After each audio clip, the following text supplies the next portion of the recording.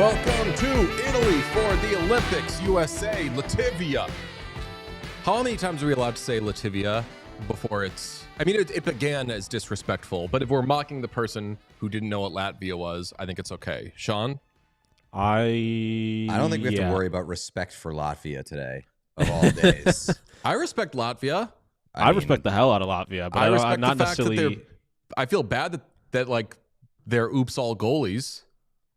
Hey, they got Zemgus Girgensson, who somehow isn't the captain. Don't they have like one of the top, like one of the best NHL prospects, don't they? Isn't there some kid that's like some young kid who's on Latvia? Not today. Well, not today. Fuck them, respectfully. Maybe disrespectfully. I don't really care. But they do have Kaspers Dogevans, NHL great. Ottawa Senators great. Boston Bruins great.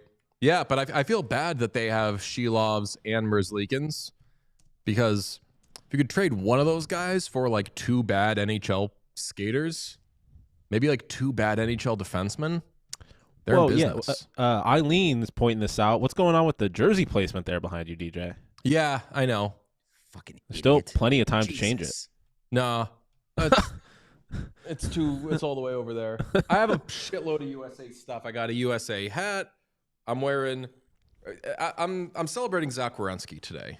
I don't want to like look like USA threw up on me. Not that Pete does. I know Pete wants to. I got a cool ass Snoopy USA hockey shirt. Oh, this yeah. thing rocks. That's good.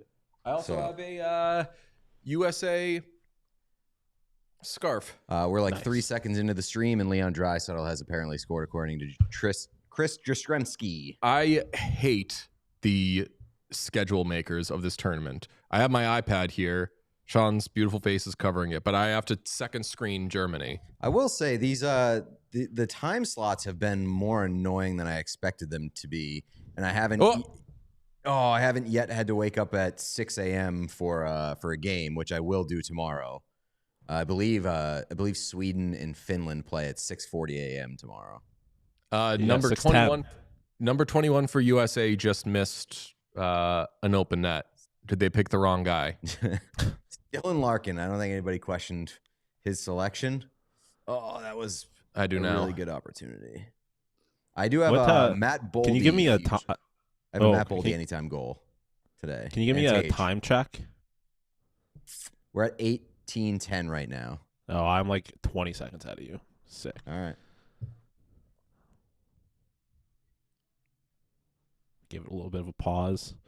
Try and even it up a little bit.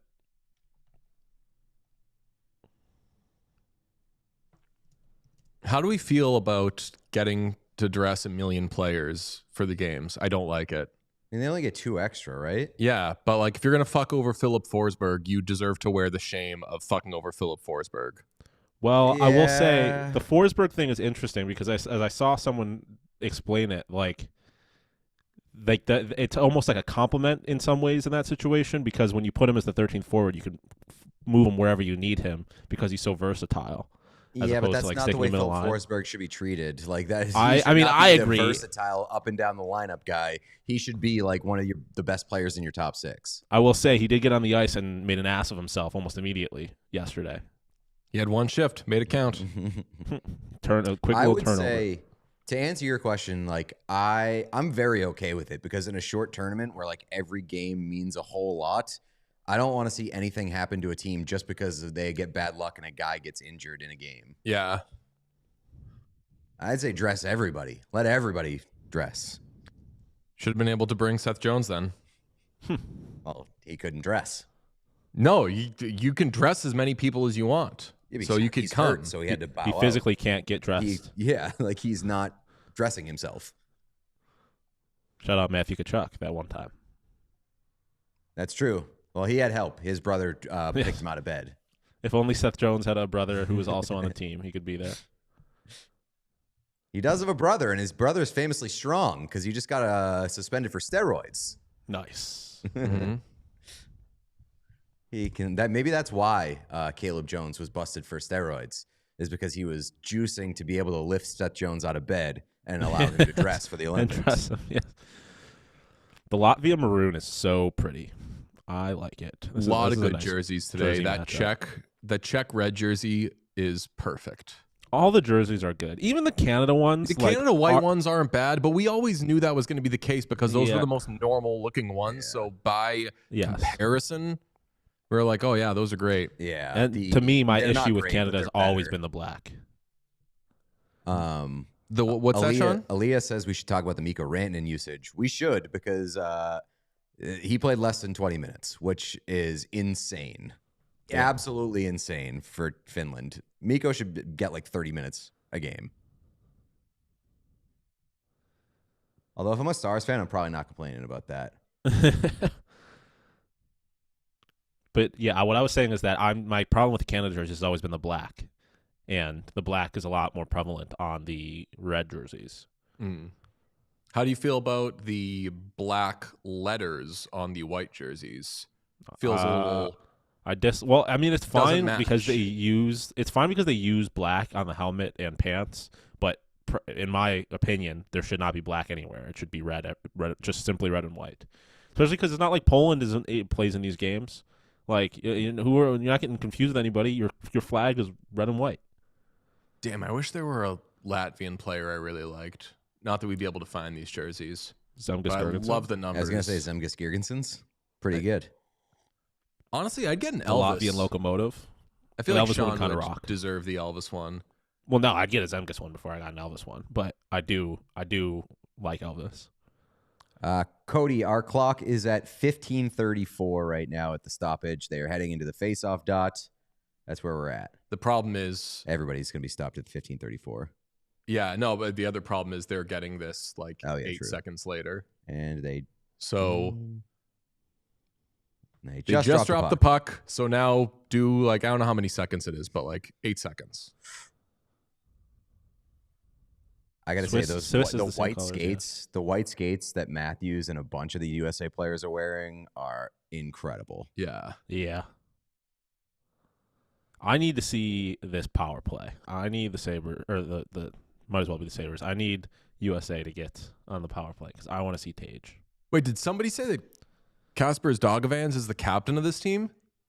If so, that's amazing. There's no way, right? Well, I know it wasn't Girgensons. I mean, someone's got to be. Let me see. And I mean, who else is going to be on that team, really?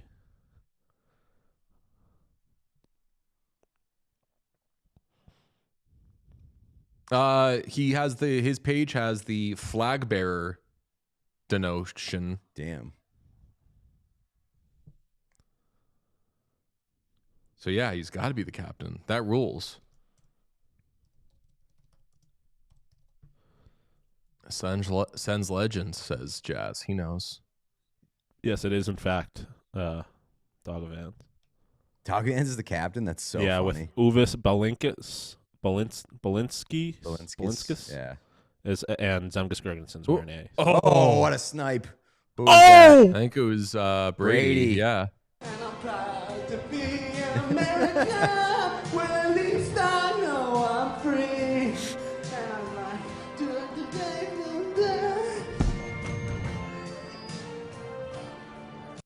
fuck yeah, Sean. That one's all DJ. Yeah. I've tweeted that every USA goal.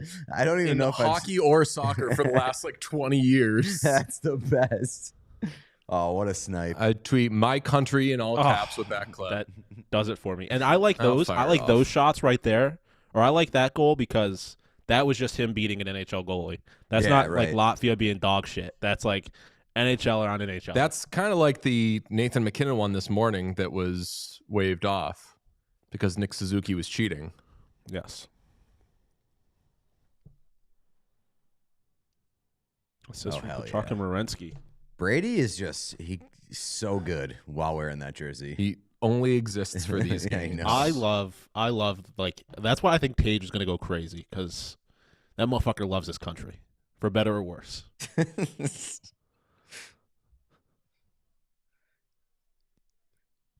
Tage is like, if I score this number of goals, I can say whatever I want on Instagram. Maybe I'll get to meet him. To be an American.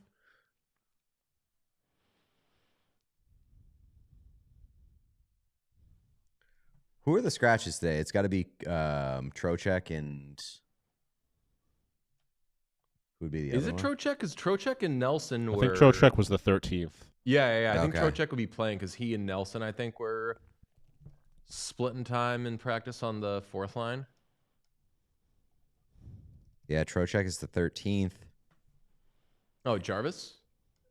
Jarvis is Canadian. Oh, Jesus Christ. That's going to happen 100 times this tournament. That's also a stray for Seth Jarvis that I think He is a scratch during this tournament and first name my brain thinks of. Oh. Quinn? Yeah. Oh, this is gonna be a fucking long one.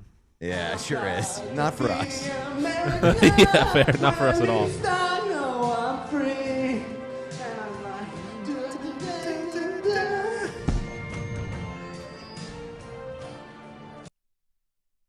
Oh, hell yeah.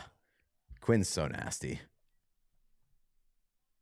Press like on this video if you like that USA is leading 2-0 early. I'll be honest, I wanted to take a few minutes before we got to this.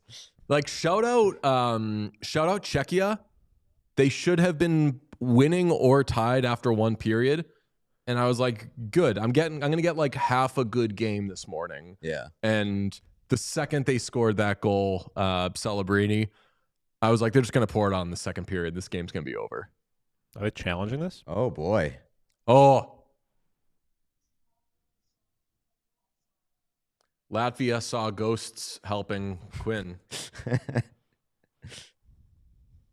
Did you see the tweet that was like, I guess ghosts don't exist in Italy, and it was just a bunch of pictures of Quinn happy. smiling. I think this Latvian coach is already throwing Hail Marys. He's like, this is gonna be bad. This is gonna be bad if I don't do something right now. If like the wheels are about to come off either way, so you might as well try and keep them on a little longer. Can we discuss for a millionth time the actual porn that is the Germany uniforms?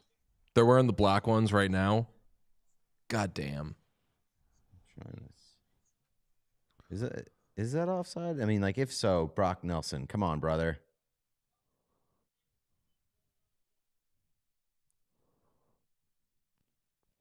I love how many cameras they have in the Olympics. I mean, they keep switching between like 19 Yeah, I'm not of being them. helped. Yeah, this is not helping. The first shot, I think, showed it pretty Yeah, clearly. like that. On this on, shot, here it this is. one right here, yeah. Yeah. Let me see.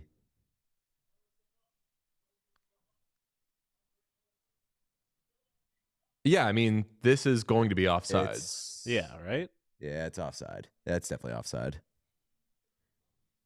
Good challenge. Who's the Latvian I mean, video if coach? it's not, if the goal stands, it's because JT Miller is just Miller's in in the way. the way, yeah. That's probably why And they have all called those it a camera goal, angles. yeah, so Because they're syncing them up. But That's what JT Miller was brought for, to just get in the way of the goal of the blue line cameras, so that Team USA could cheat. I mean, what is going on with this video operation department here? I feel like they're flexing how many like replay things they have, but it's not the flex they think it is. Yeah. Why are they showing Quinn Hughes? He's not the problem.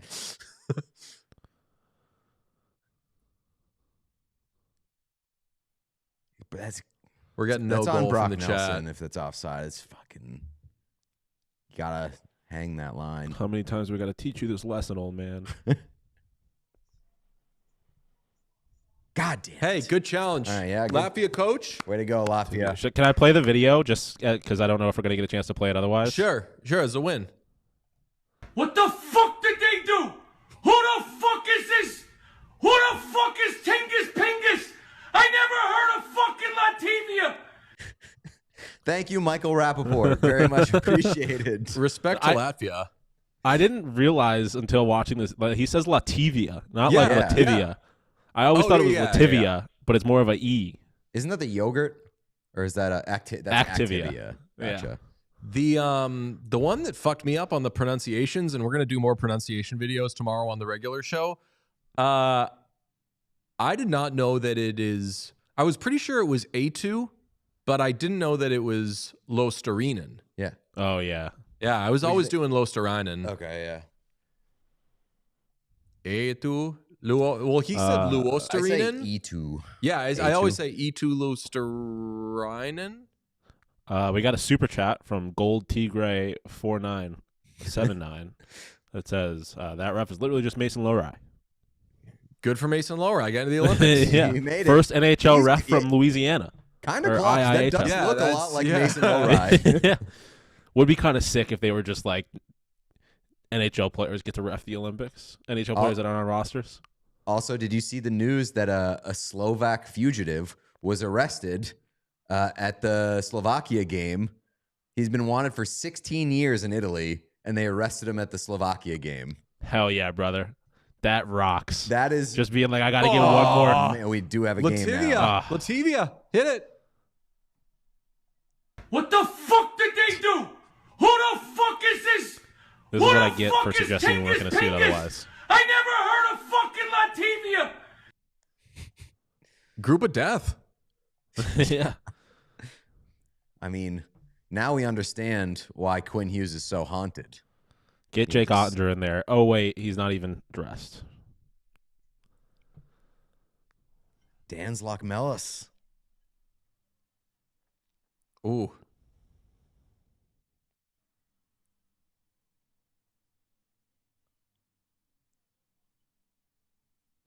What a challenge. That's not good. Yeah.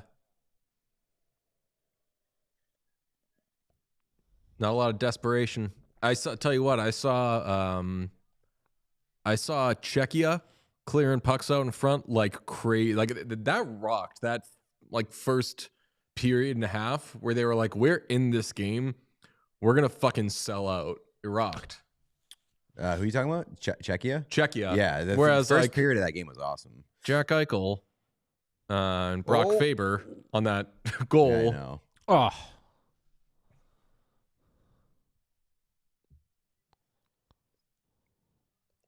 Wait, I'm- Sean, why'd you just moan? just because the pass across like the slot that didn't really go anywhere. I am very excited for Sweden, Finland tomorrow. Yes. That's the good shit. Unless Finland is dog shit, then it won't fucking matter. I feel like if they're ever going to show up, it'll be up in that game. Finland, Fair. Sweden's always a banger. Finland shows up for Sweden in the last 5 minutes of Canada in Four Nations. Yeah. I forgot about that Canadian game. That was crazy. the best thing in the world. Probably the best We were game. I mean, obviously the championship rocked, but it wasn't because there was goals being scored.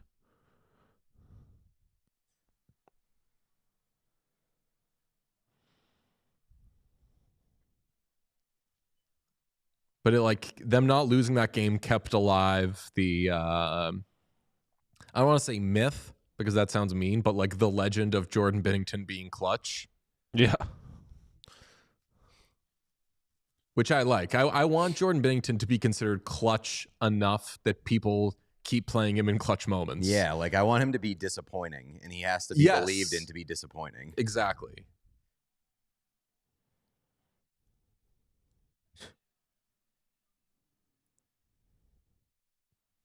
I need to get eyes on a Kasper's Dogovan's captain jersey. You need to get hands. Those on are it. nice jerseys. They I are like them. really nice jerseys. Zemgus Girgenson's Latvia jersey would go triple platinum at the KeyBank Center. Mm. Like, that would be an all-time drought baby jersey. Drought baby. Yes. I The had neck tweeted guards the other look so night. whack. I need to embrace turtleneck life. I Yes, don't I understand agree. why you wouldn't go turtleneck. Yeah. Yeah. I have to imagine the guys that have been wearing turtlenecks feel a lot more comfortable. But I was The scratches are Clayton Keller oh, and, yeah, Oh, I didn't know that. and Jackson Lacombe. naturally. Yeah. Have you seen these commercials? I love this commercial. Is it the NBA commercial? It's just everybody wants to rule the world except Yeah, with naming the names. basketball players, and it doesn't rhyme. I love it. I love it so much. Look, it's not going to rhyme. That is pretty sick, honestly. It's a good commercial. It's a pretty cool commercial. And I'm I mean, kind it's of got interested in the- watching the NBA All-Star game for the first time in like 20 years. U.S. got versus world is fun. The creativity of the guy who used to sing Darren Rovell tweets Yeah. as Eddie Vedder. Yeah. a Eileen in the tiny-ass chat room. says Frank Saravalli just tweeted Matthews appears to be in distress. I could have told you that. It's a game that means something. Ugh. Well, no, Got it his ass. hardly means something. It hardly means anything. This is one where he should thrive. I mean, every game at the Olympics means something.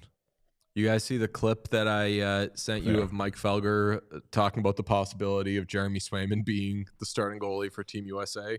I've taken a week-long hiatus That's from Mike fair. Felger clips after Yes. hearing him talk about Bad Bunny's penis. No, I didn't hear that.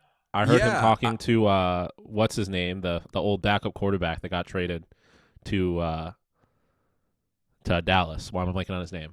Oh, Joe Milton? Yeah, they were they were talking to him, and they were basically trying to get him to shit on the Patriots, and he refused to do it.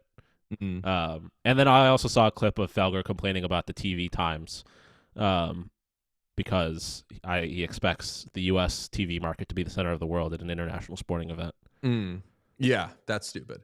But Felger, whenever any player like grabs their crotch or does any sort of like hip thrust thing, he's always like, "Oh, good for you, Mr. Big Man. You've got a penis. Love that for you." So he saw Bad Bunny do it, and he did the same thing. And it's not good that like if you know Mike Felger's work, you're like, "Oh, that's totally normal. Yeah, that's fine." I was like, nationally, people are seeing that and are like, "What the fuck? Why is he talking about Bad Bunny's dick?"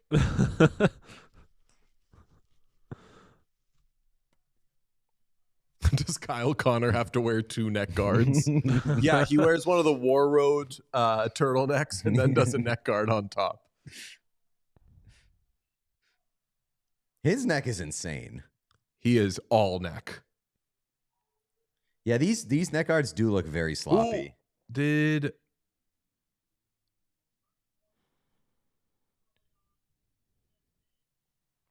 And also, we got a Denmark goal? there's no way these neck guards really work, right? There's so much neck exposed above and below the neck guard. Like, you got to get lucky. If a skate comes up at your throat, you got to get lucky still. Yeah.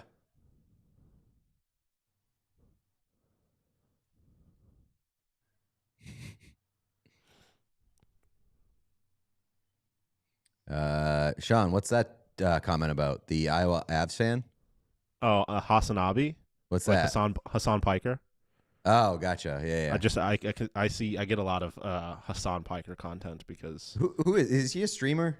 he's a streamer. He's a political commentator. He's slightly problematic. He said some things that I certainly do not agree with. But he's like a very he's like a socialist more or less.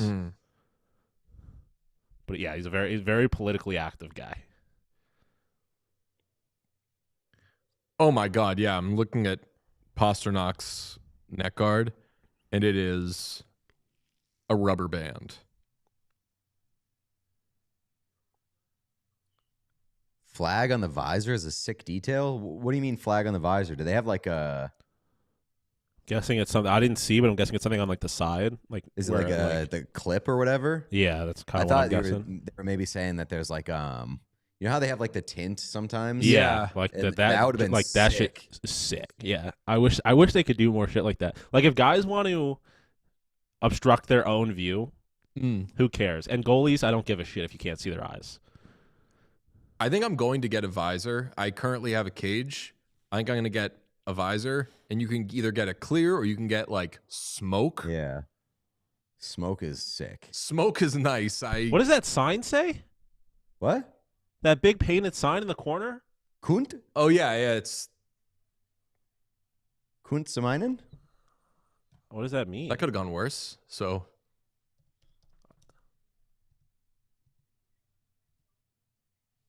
Oh, Hassan's the guy who shocked his dog? Yes. Yeah, yeah.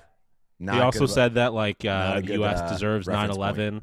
So he's done a lot of stuff that I am certainly not on board with. I've seen the dog shocking one. Wasn't a fan of that. No, it was not good. It certainly wasn't good. Yeah, he's not like a great, or I don't want to say he's not a great guy, but he's certainly not a perfect guy. That's for damn sure.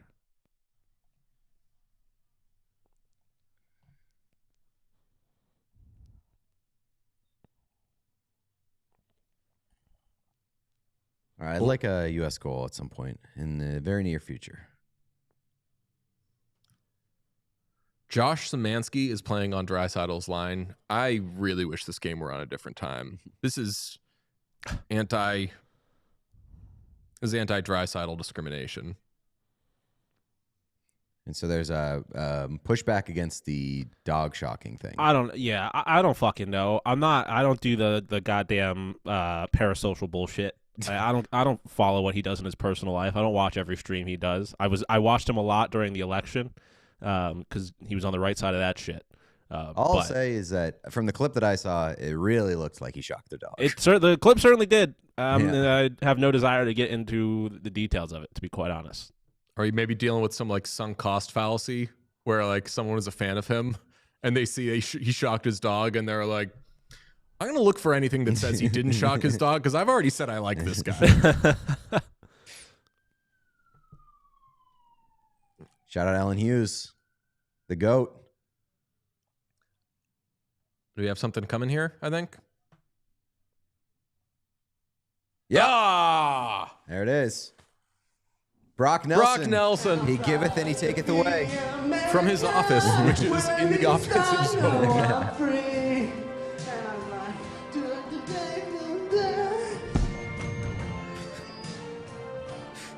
Hell yeah, brother. Nice one. Gonna get me every time. Shout out Mackenzie. What a character. Shout out Natalie with another fat super chat. Thank you very much, Natalie. Appreciate you. Amazing. Who says, getting absolutely no work done for the next 10 days? I'm in a weird headspace. I don't know about you boys, where I'm like, the NHL is on a break. So am I on a break? Yeah. And the second any hockey is on, I am like trying to walk inside my TV because I'm so happy there's hockey. The Olympics are the exact opposite of break for me in terms of like watching sports. I watch sports from the second I wake up to the second I fall asleep. Oh, yo, you got to. If you're Latvia, you got to do this. You got to just keep doing it. I'm crazy about this coaching staff. Yeah, same. I'm like, I love Latvia. I do like that the Latvian bench is like, they scored against us? That can't be possible. They had to be cheating. That's the way you gas up your boys. Yeah. Like, I believe in you. The only way they can score against you is if they're cheating. That'd be such a funny pregame speech to the players. I believe in you boys so much. You're not going to allow a goal. And if someone says you did, I'm throwing that flag. I mean, that's got to be. He's in the crease and he made contact with him. I don't think he was for sure. He was definitely on the blue. He got a foot in the blue. Yeah. I mean, that is light goaltender interference. So if this was the He's NHL, in the blue and I he would made say contact, no way though. that's goaltender interference. This is the IIHF, famously more strict. What time is okay for me to? Oh, hi, Alice. What time is okay for me to start drinking on a weekday? I think you get to make your own rules, especially during Olympic international events. It's like almost 10 p.m. in Italy, so you could start drinking right now. Yeah, you apply it to where the game is happening. That's how you make the rules. Someone says get JT Miller off my team regardless. Been said.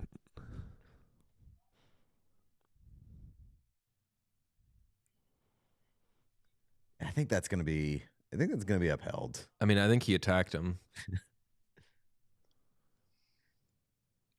I mean, the only real contact he made with him was like after the puck.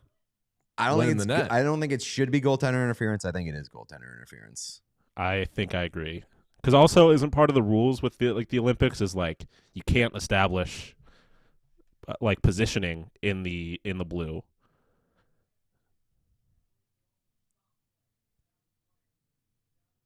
Yes. Did you hear what they just said? What? They can stop play?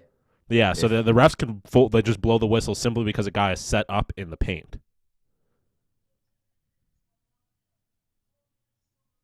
Hit it, Sean. God Hit damn it. it. Hit it. Oh, boy. Jesus. What the fuck did they do? Who the fuck is this? Who the fuck is Tingus Pingus? I never heard of fucking Latvia. This game's like the fucking Epstein files. Everything's being redacted. Speaking of the Epstein files, Oh boy. do you know who's in the Epstein files? This like won't everybody? matter to Like any everybody? of you, but like the person on whom I base like everything I do. My whole vibe is ripped off from a guy called Dick Cavett, Ah, yes. the old like Yes, night yeah. like talk show host. Yeah, the He's in inspiration for the Adam shit. Oh yeah, yes, like Adam yes, Friedman show, yes. Yes. No fucking way. Oh my Basically, Oh my any, god. I Oh, what? know, How did they not brother, I score? know. How did they not score that? We simply cannot be losing to Latvia at any point in this game. No, we cannot. I'm not trying. Hey, to I be mean, Sweden was anti-American. losing to Italy, and we saw how that turned out.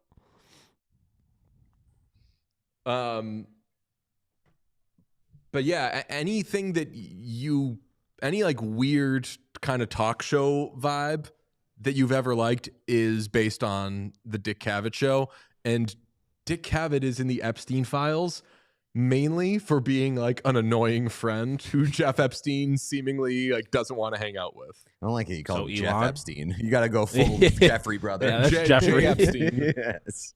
Mr. Epstein. No, too much respect. There's a no one was talking about it, but Tim and Eric got a hold of it, and they like read and talked about it. I thought it was fake, and I had to look it up. I was like, Jesus fucking Christ. He wrote this like super long email about like a meal they had together, and it was like That's weird. dining with you and the blah blah blah, and it's just like very like up his own ass. And the response to the email from Jeffrey Epstein is, "Glad you had fun." There's a lot of David Stern was in the files. No school, no university was mentioned more in the Epstein files than my Arizona State University Sun Devils by like a lot. And also, I don't really know what was going on there. I didn't look into it. Syracuse was also mentioned a decent amount, but that's because Epstein's pilot's daughter went to Syracuse and he paid her tuition. That was the only connection they had, was just him sending tuition checks. But still not great to see my two universities appear on like the top 20 list of most mentioned in the files. I am crazy about our Olympic watch along being Epstein files chat. Literally, Michael Danger 19. Good Lord, I joined a minute ago. What are they talking about?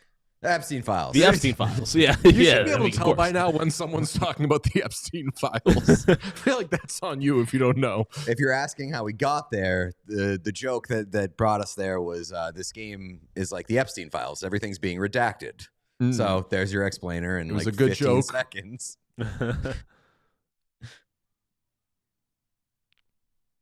Hey, Jeff's here. Hi, Jeff. You should call him Jeffrey. People are going to think that you're on a first name basis. Oh yeah, Danny Quinn in the chat. What's up, buddy? Dan says, if there were a Casper Stockovens goal right now, that would.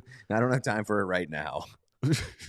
Dude, I just saw Pasta's net guard. Yes, I told you it's an elastic. That is It's a rubber band. Oh.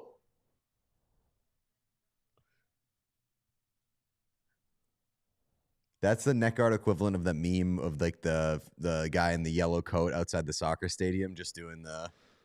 Oh, yeah. Yeah. Where did I see that? Oh, never mind. Oh, no. Do you know where that was going, Sean? No, I don't. But I I was mean, saying, the fact where that did you I- stopped yourself mid-sentence, it tells me it wasn't going anywhere good. It's like somewhere good for you. During the Super Bowl, I saw that meme Oh, tweeted well, Campbell. about a certain offensive lineman. Oh, no. Jesus. Stop. Did you see the one that said Will Campbell tried punching a hole in the wall after the game and couldn't reach? Jeez. Poor guy. Let's go. Power play loading. Dude, we got a Tage goal. Get coming. Tage out there, baby. Tage, one-timer from The Office. Pete, I don't know if you're mad, but I don't hate that Sean's a few seconds ahead of us. No, me neither. especially with like, They can't score here. I'll be so pissed if they score on the delayed penalty.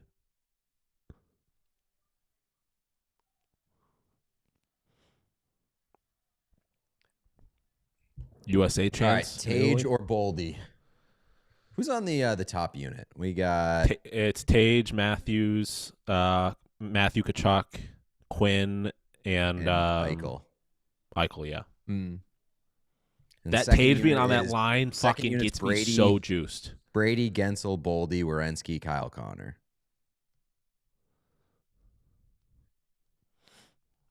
I'm so Got fucking obsessed. 600 people in here. Yo! Love it. Smash If that you like have not button. yet subscribed to the YouTube channel, please do that. We're going to be doing stuff with the Olympics the entirety of the run, men's and women's. And starting next week, we're back to a regular schedule. Yeah. Live every day, Monday through Thursday. And if you're not on the Patreon, feel free to join that as well. We got Friday episodes and a newsletter. We're also getting the return of guests on the show. We're like player guests on the show, which is going to be great. We took a little break from player guests to just fuck around, and it was really beneficial. It like paid off, but we just like talking to players, so they're coming back. Sorry, everybody. I think though now, I think that time has been good because I think that like we want the players when we go into shit with them to know what they're getting themselves into a little bit. Although the Warren Fogle interview was Coming really up, funny. Pokemon intermission report. What's featuring that about? TJ Oshie. What is the Pokemon's Pokemon been- intermission report? Pokemon's just doling out money. They had a Super Bowl commercial. Now they're sponsoring the intermission report. Like I don't even. What's Pokemon got going on?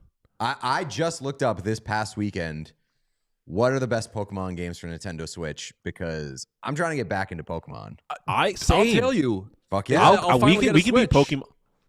I'll be a Pokemon guy. I fucking love Pokemon. Were you What game Pokemon did you- guys? Oh yeah. I Big likely when I was younger, I'm not like I could name you all the Pokemons and the revolutions and shit, but like I definitely like what's your starter? Like if you're going Bulbasaur, Blastoise? Charizard.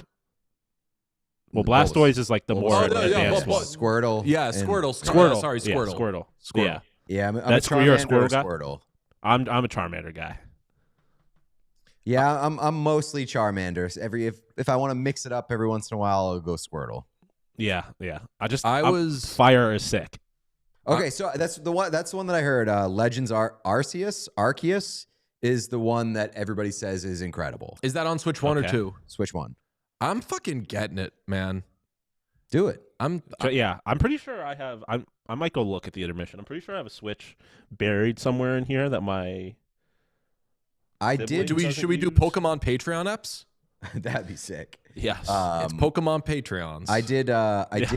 I did Sword for a little bit, and that one was pretty cool. I just didn't recognize a lot of the fucking Pokemon. That's my fear. Yeah. That if it's past the original, how many were there But originally? I think 151. Legends has a lot of Sounds the right. previous ones.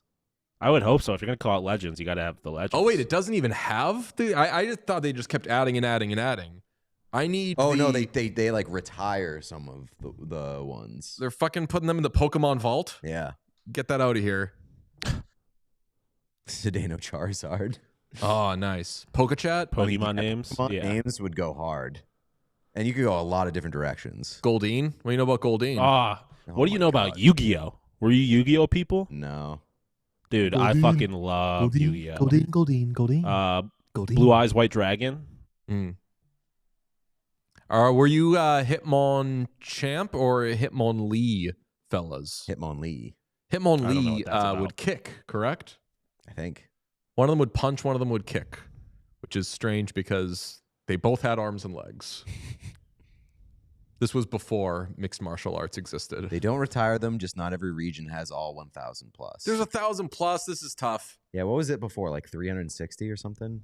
That shit came out when I was in like 5th grade, and you could watch the TV show, play red or blue Game Boy game. Yeah. Life was easy. I mean, the best one. Oh! Did that go in? No. What? I liked Pokemon Gold, and I really liked Pokemon Gold and Silver. Yeah, I Pokemon, feel like Pokemon I played, Yellow and Gold and Silver. Oh, Snorlax. Yeah, I forget. There was a point where I had like a Game Boy emulator on my iPod Touch in like middle school, early high school, and I just fucking hammered one of the Pokemons. I just can't remember what one it was. Yo, is that for real? Someone said originally there were 151 Pokemon. I think you were right on the you heard me on the originals. that. Yeah. I'm loving pretty the sure Pokemon hockey names. Hitmonchat is my favorite one, though.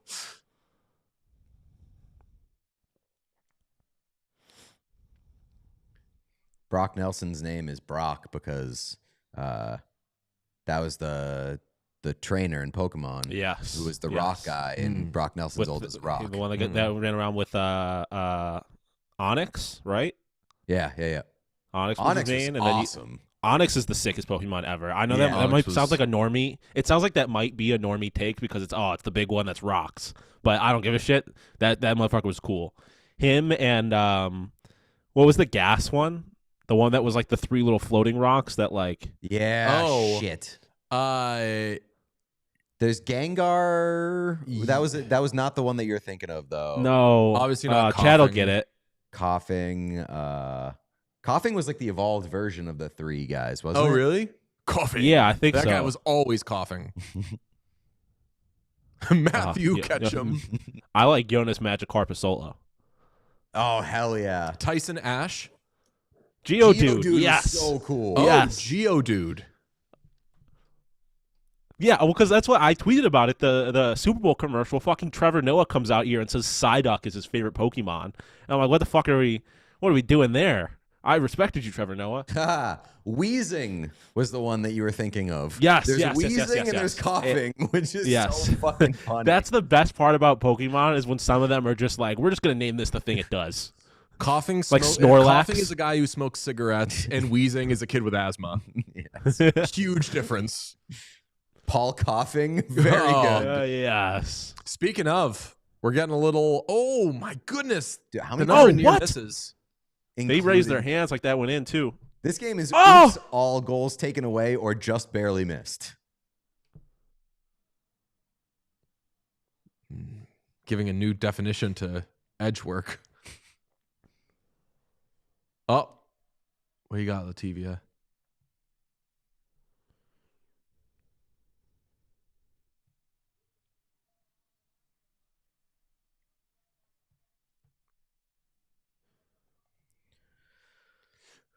So, if there is a Pokemon game for Switch that just has, not to be a conservative Pokemon player, but if it just has the original 151, I am all in. I will buy the system and the game right now. I don't think you're going to find one with just the original 151, but we can you might need to get a DS for that. Arceus has.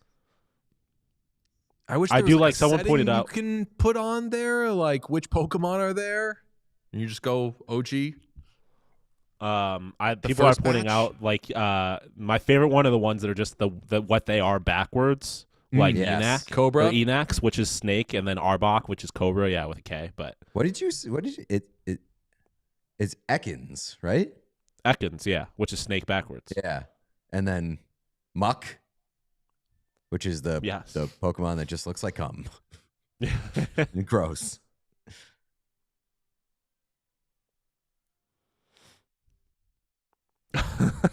Mr. Mime was at Jan 6. I'm trying to I'm see muting which myself and going to look to see if I have a Switch here because I need to know if I'm actually need to get invested in Pokemon. I need to see which Pokemon are in. Which Pokemon are in Legends Arceus? Pete, you joke stealing motherfucker. No, I was. If you were accusing me of stealing ones that were in chat, I was just reading them out, which was. Oh yeah, we do that all I the was time. acknowledging them. Sorry if I didn't. I didn't cite the joke maker, but that's what my Mr. intention was. Jokey. Mr. Joke maker. Joke maker. See, this looks. Oh, nice. I got a Switch, baby. Oh hell yeah! So it appears that Arceus has a lot of familiar ones to me.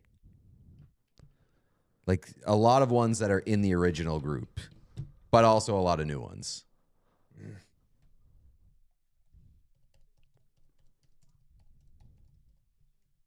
I think like the greatest hits are in there. All right. Oh, I googled Pokemon Arceus and it gave me a little like catch Pokemon game you can play. Huh? I don't understand what this is, but you can like catch Pokemon. Like just Google Pokemon on Google Chrome and see what happens. Oh shit. You got the little Pokeball there? Yeah. And then it says you can catch Pokemon, but you got to change settings. So I feel like it might just be some sort of scam to get your data. Okay. Not scam because That it's seems it's what Google. everything is now. But it doesn't really explain. Well, I'm not getting into my fucking settings, but I don't. It doesn't explain how you catch Pokemon. Oh yes, Michael Curtis. Shout out to Longvinter. That was a great game. All right, so how are we feeling after the first period? I'm not worried, but I wish that went better. I'm entertained. I mean, I'm entertained too. I think like they scored 3 goals, 2 got called off, so it's not like they've been assholes the whole period. They just have kind of been assholes the whole period. Yeah, I was gonna say the argument could be they were definitely assholes the whole period because they scored 3 goals and 2 of them didn't count because they were assholes. Yeah. But they were able to put the puck in the net. I'll take it. Brock Nelson, have an afternoon, night, whatever it is. Why is chat talking about Alan Carr? Alan Carr rules. I don't even know who that is. Alan Carr is a comedian, and he was on Celebrity Traders, and along with our friend, what's her name? From Taskmaster, Lucy. What? Yeah. I don't know. I don't remember her last name. Lucy Beaumont. Mm. Yeah, Lucy Beaumont, Nick Mohammed.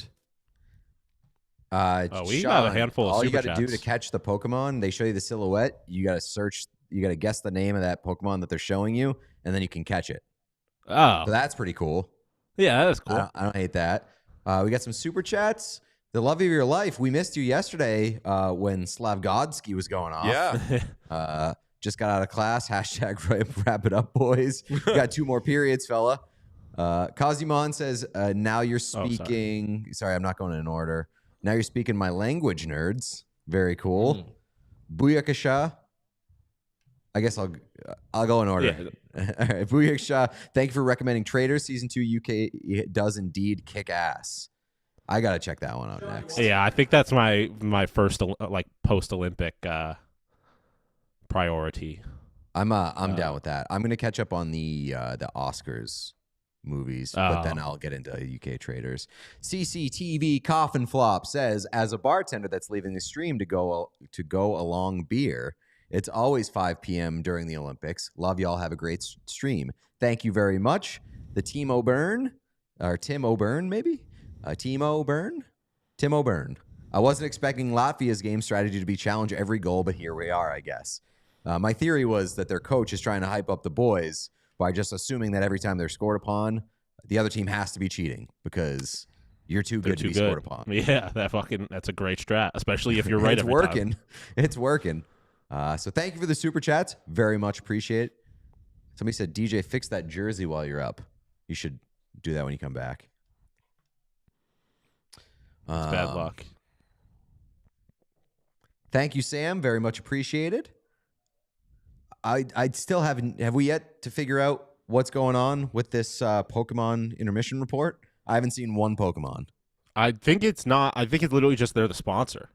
That's just the presenting sponsor? Yeah, that's what I'm saying. Pokemon's out here spending money, and I don't exactly know what they're promoting because it's just Pokemon. Like the Super Bowl commercial. Am I like ignorant to think that Pokemon doesn't need to be doing all that? That's kind of how I was feeling, but I mean, they would probably know better than we would. Granted, we just started talking about Pokemon and all agreed to buy a Pokemon game because of the Pokemon intermission show, so it's just working. That is true. That's the most successful marketing I've ever seen in my life, actually. It's like they just put the logo on the screen. 3 grown men were like, we're gonna buy that game. What is the choice for replacement jersey there? Blue Jackets is good because that's our independence right there. Or not our independence. I would that's just slide our over Civil Team War. USA.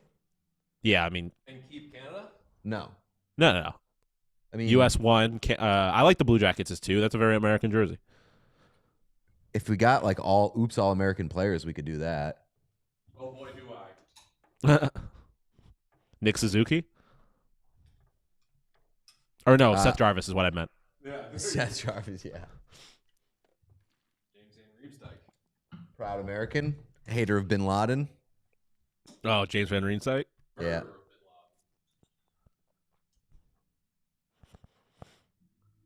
The Philip Forsberg the Philip Forsberg Memorial 13th Player Awards.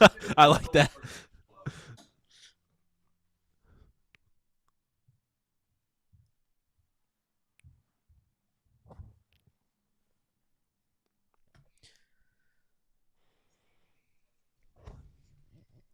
The exact same start time is ridiculous.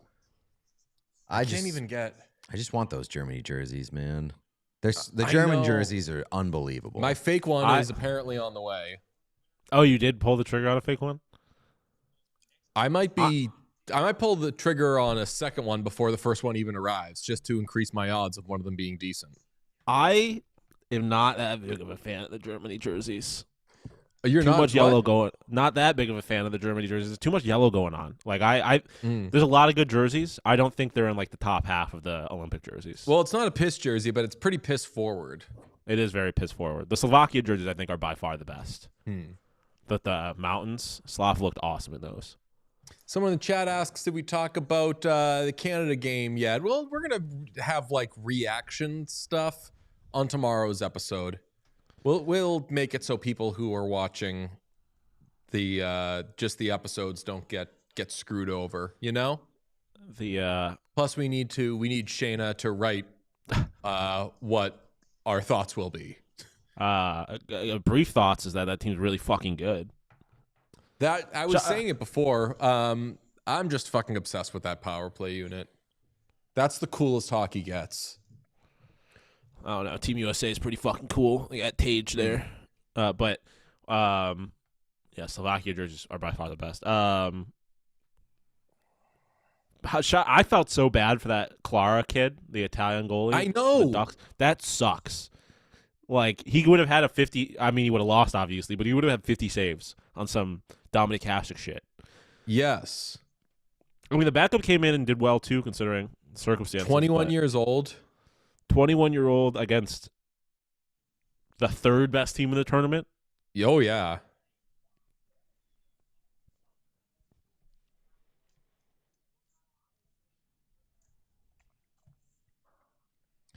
Yeah, I tell you what, now I'm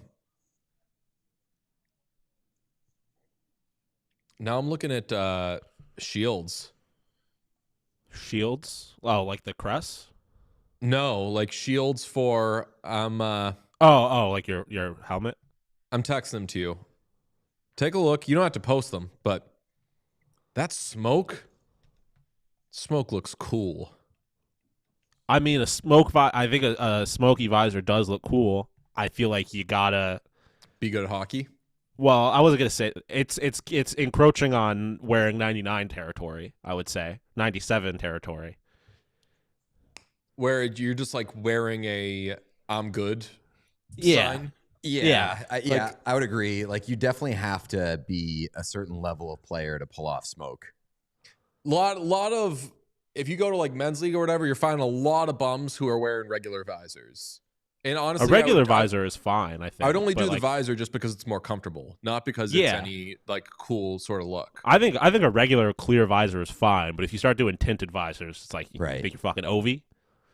Yeah, I think, and like same thing with like white skates. You gotta white. If there's stick, something that like has swag attached to it, you gotta back it up with your play. I feel bad enough that my equipment is good.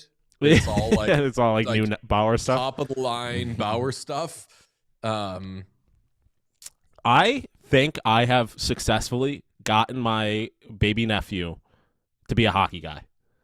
Hell yeah. Like last Christmas, not this most recent Christmas, a year ago Christmas, I got him a mini stick set, taken him to a bunch of Sabres games since I've been back, and then I got him a book when I was in Canada last weekend of learning the ABCs through hockey, and it rocks. And now he's like demanding to like play hockey and go to hockey games, and he wants that to be his book that he gets read before he goes to bed.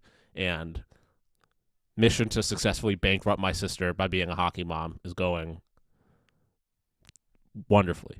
That's a enormous win. I agree. It's fucking awesome. I was also gonna say, I feel like we should be if we're getting into Switch, we're gonna be gamers. We should all have Animal Crossing islands. I do have it. I already got well ahead of you. I haven't played in like a year, but like I had my own island, and I was pretty obsessed with it for a little while. Then I got off of it. I'm definitely into doing Switch for the 24-hour stream. Oh, baby. Yeah, you're talking about language. Yeah. Mario Kart, whatever it may be. Mario Kart. Yeah, I mean, we've had trouble trying to figure out the streaming aspect of, like, into our live stream, so I'm not sure what we would do about that. But worst case, we could just, like, point a camera at the TV. Well, what I was going to say is I do own a projector.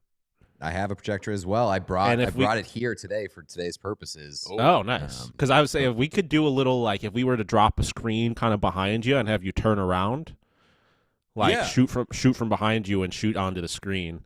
Easy. I think that could work, and it's a little more as long as people could see it well enough. Yeah, that would be the big question. We'd have to test it a little bit. We got a couple more super chats, by the way.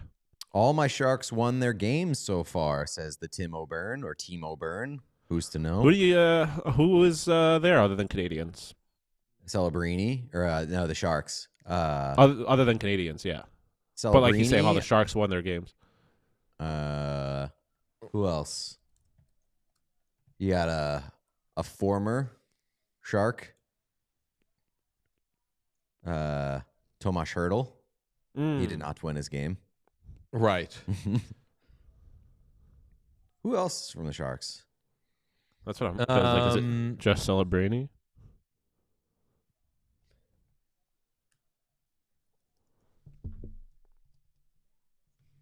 Oh, would Kurashev be on Switzerland? Pavel Regenda. Oh, Alex Wenberg. Okay. It is. Yep. Macklin, Celebrini, Kurashev, Regenda, and Wenberg for Sweden. We also got a super chat from the Love Your Life again. I'm being censored. Hashtag boycott YouTube. All right. But, since we're doing this on YouTube, please don't boycott YouTube. Yeah. No, save it for after the stream.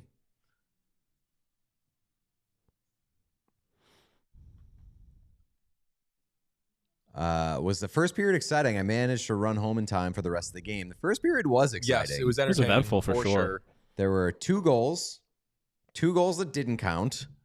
Auston Matthews got elbowed in the head, and USA had a horrible power play. Pretty exciting. Matthews was in distress. What I was going to say about the Paul coughing thing is that Frank Saravalli, not to name names, said maybe Paul Coffey could be coming back to the Oilers bench.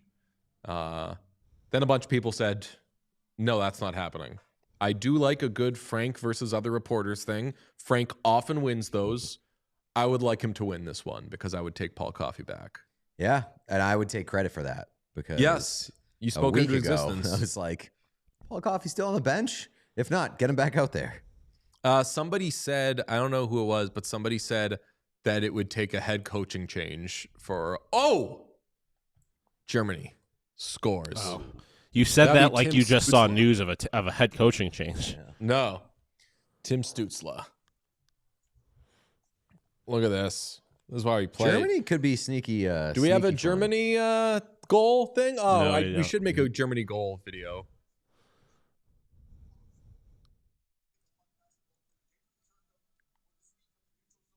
Is that Anson Carter on commentary for this game? Yeah. Yes, it is. He does the intermission report.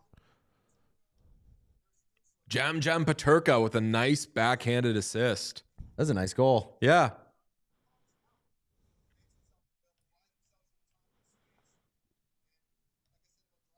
Speaking of smoked visors, Timmy Stutzla. A Stutzla, man, I want every Germany jersey. I want cider. I feel like we don't talk enough about Stutzla because we don't talk enough about the Senators. But not for good reasons. Senators, Stutzla. I was going to say, Senators kind of do that to themselves.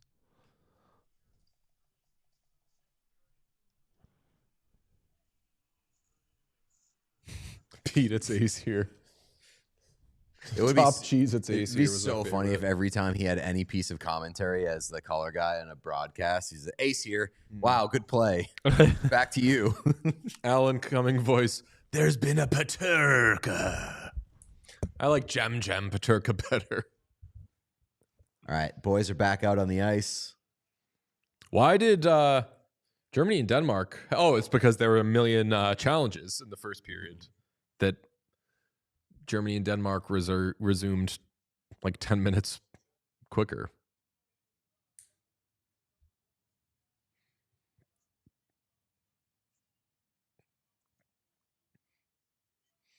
Kenny Albert's just one of those guys that I can't imagine him doing anything else other than play-by-play. Just Yeah. imagining him in any context other than just calling a game makes me so uncomfortable. Are you talking about Ace still? No, Kenny Albert. Oh, Just Yeah, I can't agree. even think about him doing normal day-to-day things. He's so good at play-by-play, though. But I imagine that he just unplugs when he's done with a game and then plugs back in when they need him again. play-by-play is I don't think there's an industry in the world that is a better representative of nepotism isn't always bad than sports Correct. play-by-play. Because like him, Noah Eagle, Joe Buck, like they're all nepo babies, and they all fucking They're all rock at their guys. job. Still trying to figure out Jack Collinsworth, but I have fun with that. Well, he's not play-by-play. Right. Yeah, Well, that's neither also is Chris, I'm saying. Oh, you were saying play-by-play, Sean? Well, I was saying play-by-play, but I mean, I guess like But like actual in commentary. broadcasting, like Yeah. Sean McKenzie's Something that's so- awesome. And something that's so reliant on your voice, like especially, it makes sense that like that shit gets handed down. Sean McDonough, also very good. Latvia power play coming up. Who's on that?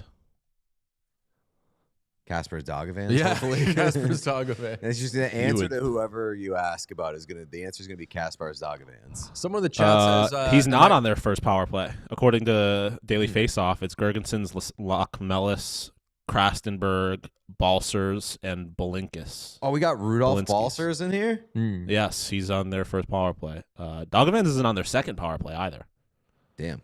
I'm putting a lot of the players in this game on visor opacity watch. Tage is doing smoke. Is he? Yeah. I mean, this is wild. This could be a 2-1 Latvia lead. I feel like God, I wish Alex Tuck was at this tournament. Shorthanded Anže king. Kopitar has the darkest visor in the league. Yes. Yeah. Like maybe like breaking rules levels. Like window tint, like Yeah. getting pulled over, getting excited. I didn't think they did the trapezoid in international hockey.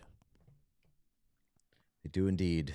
Chad asked if I am rooting for Germany as well. I would say that I think that we're all kind of rooting for Germany. I'm definitely rooting for Germany, though. I'm rooting for every country that's not Canada, and whoever's not playing the U.S. at that time. Like I Yeah. want everyone Yeah, to really. have fun, except for the Canadians. I would say the only country that I'm like actively like rooting for outside of the U.S. is Italy because it'd be hilarious if they Yeah, won. I mean that shit would rock. I want to see Sweden do well. Like I like seeing Ras put up points, but I don't really care about how far they get in the tournament. It'd be cool to have both of them come back with medals. Him and Tage.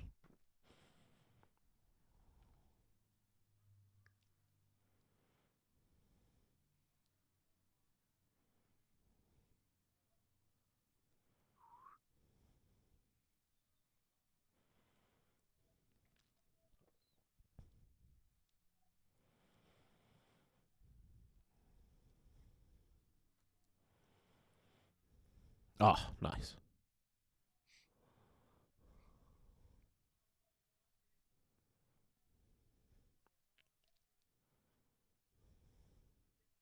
All right.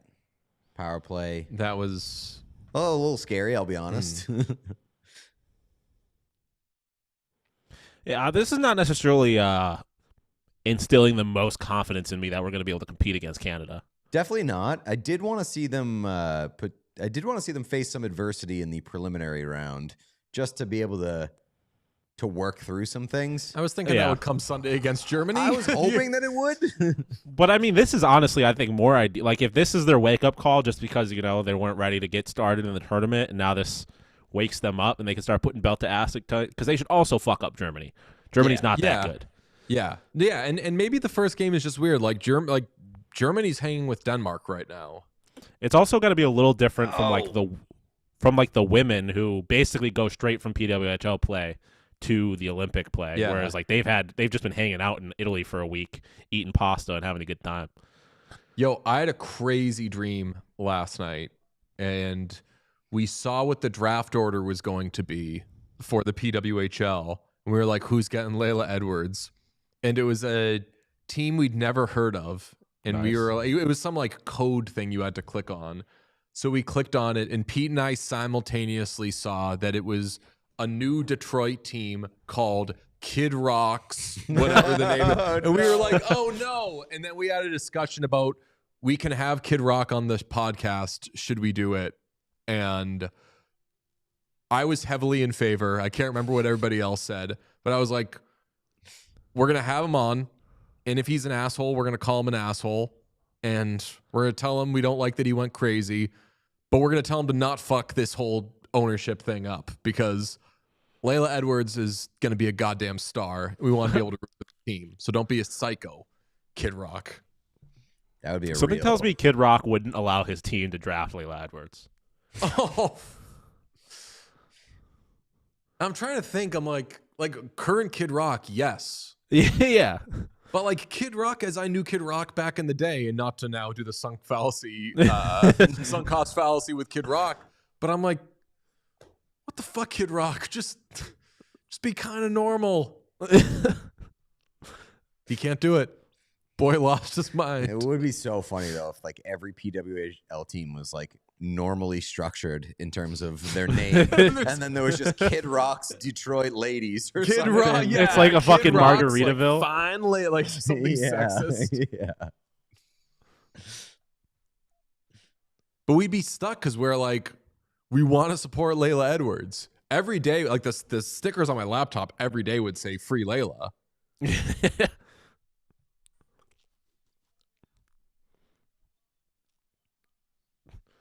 But it would be the Michael Rappaport team of PWHL, where everyone's generally cool, and then there's one team that is just the Michael Rappaport of teams. Tage.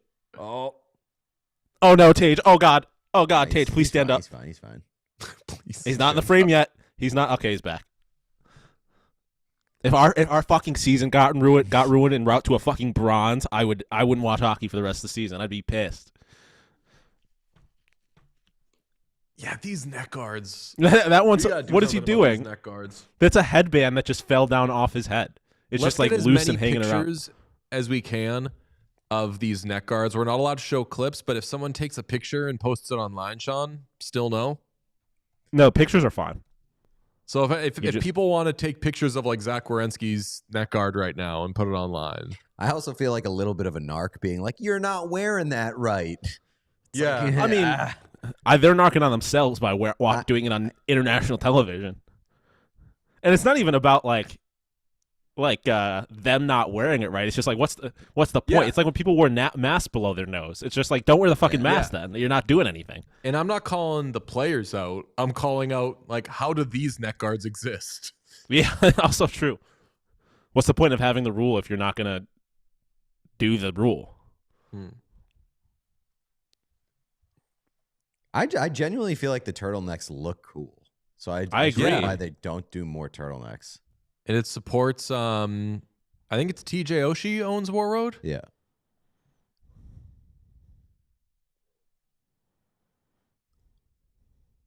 I have the Bauer version of that, and it's super easy and comfortable.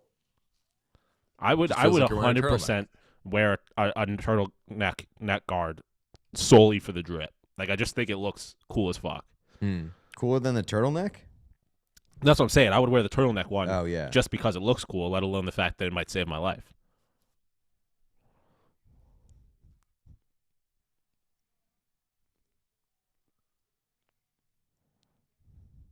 If we're ranking cool looking things that save your life, bulletproof vest got to be number one. Yeah. I mean, I would argue in terms of just pure aesthetics. You know what? I'll put up there football helmet. I mean, if you're doing that like a motorcycle helmet, really helmet. Yeah, that's they still got to work on that one. I think a good motorcycle. What's it called? I think it is called the Halo, right? I think don't know the what you're Halo's the referencing. neck thing, right? Oh, maybe that's a Q collar. Oh, okay. Then what it's those are called. Halo football helmet. Ooh, I don't know what you're referencing, to be quite honest. No, the Guardian. The Guardian.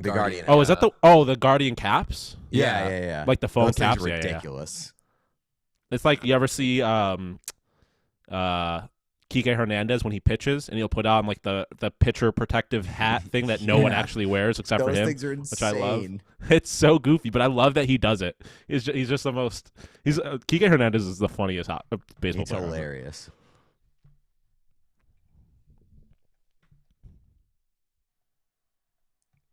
Come on. I will like officially declare we've got like 11 minutes and 50 seconds left in the second period. Rumpus time is They over. They got to do something. This is getting to be a tough look. Yeah. Oh yeah. Already tougher than Canada's. Canada gave Czechia a period, or Canada let Czechia give them a period. It's so funny that McAvoy still like wear the bucket. He just looks like a college kid. These neck guards look or so the fishbowl fucking bad. Well, he could take off the bucket if people would stop I know hitting his head. hitting him in the yeah, fucking they are face. Yeah, I going. know. They're crazy about hitting his head. It is funny how much Jake Gensel looks like the quad god. Yeah.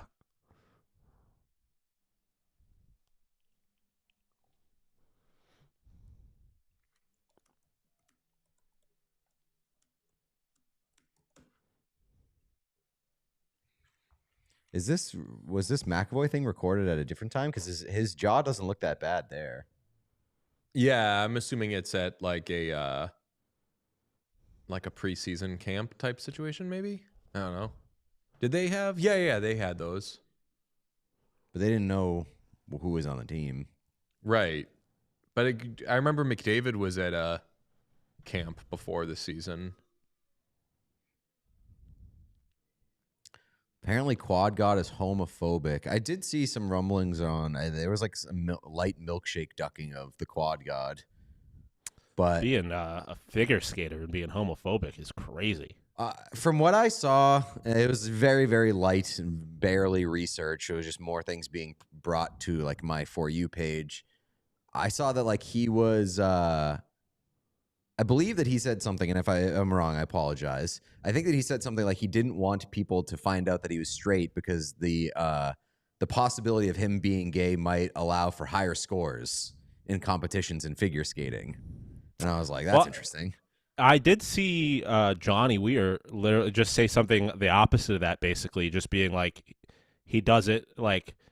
He's not public. Like, obviously, he's a gay man, but like he doesn't really like publicly do relationships and stuff like that because he doesn't want like his sexuality or anything to influence the scoring. So I guess generally speaking, like not letting people know about your personal life, I can see how that might be beneficial to scoring, but I feel like it shouldn't apply specifically towards one sexuality or the other or orientation. And important chat, like, is he a homophobic or is he just a 21-year-old dipshit? It's a very fair question to ask most of the time with young people. But there have been so many out figure skaters that. Well, that's what I was saying. I don't know the ins and outs of all this, but I would assume that out figure skaters would hopefully be able to breathe a little sigh of relief that like their sexuality won't be used against them by people judging figure skating, just knowing that those people have probably judged a bunch of out skaters before. Did you have you seen what's been going on with that French pair that won gold, I believe? No. Oh, they're a goddamn mess. There's the guy, he was the partner of a woman who released a book basically saying that he was like abusive and controlling and like ultra aggressive as her partner. The woman, her husband, got banned from international skating for sexual assault allegations, and she's since stuck by him and defended him. And so they paired those two pieces of shit together, the abusive partner and the predator defender, and they just unfortunately fucking rock at figure skating kind of and win a bunch of shit. And people weren't very happy about it because they're bad people, but unfortunately good at figure skating. Similar to the guy, the biathlon athlete who did that weird interview about cheating on his ex-girlfriend, also had a thing a few years ago where he desk popped in a hotel room. Did you see that? No, that rocks though. That kind of rocks. Hilarious. Not terrible behavior. Obviously, it doesn't rock at but all. So funny. But like, I can't think of a desk pop without the context of the other guys, and in that context, it's hilarious. Let's fucking go. Brock cannot be denied. Can't wait to see how they bring this one back. Well, at least I know I'm free. And I'm like,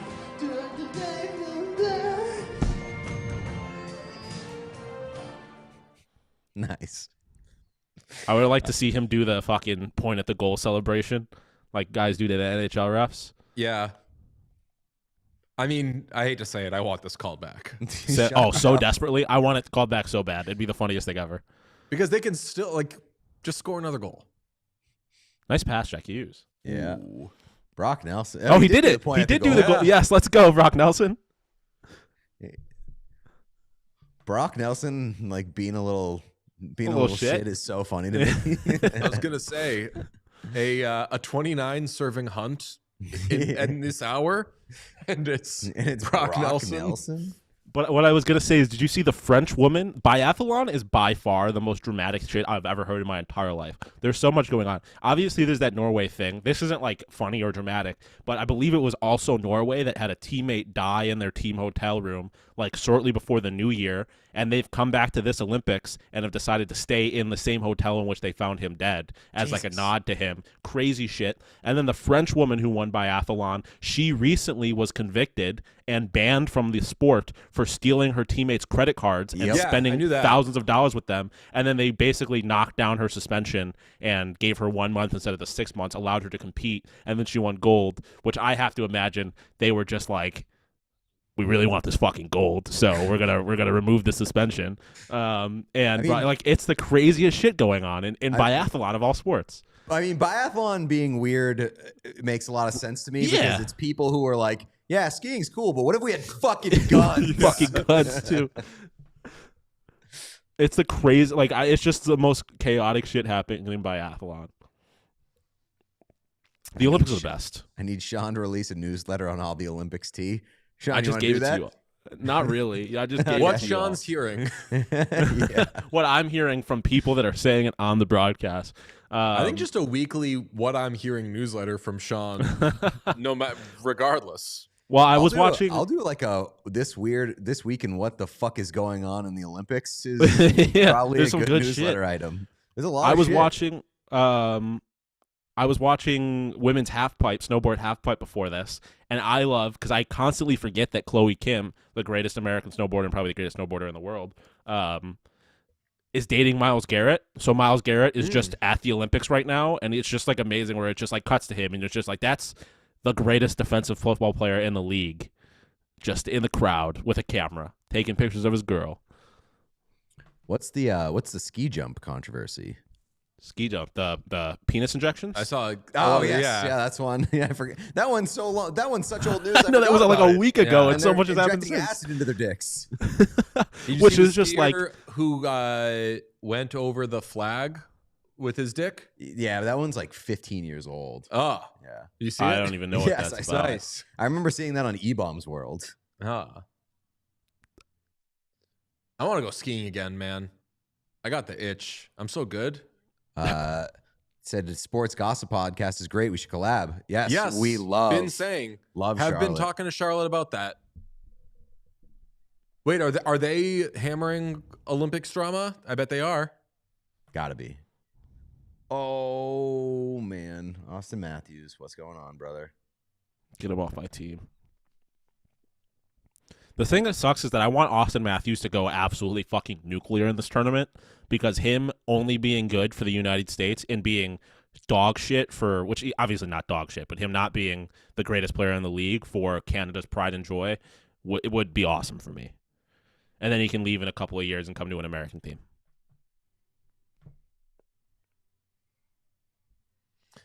Yeah, someone said, how can you tell that people are cheating with the dick stuff? Do you have a dick measuring contest? Asked Avery.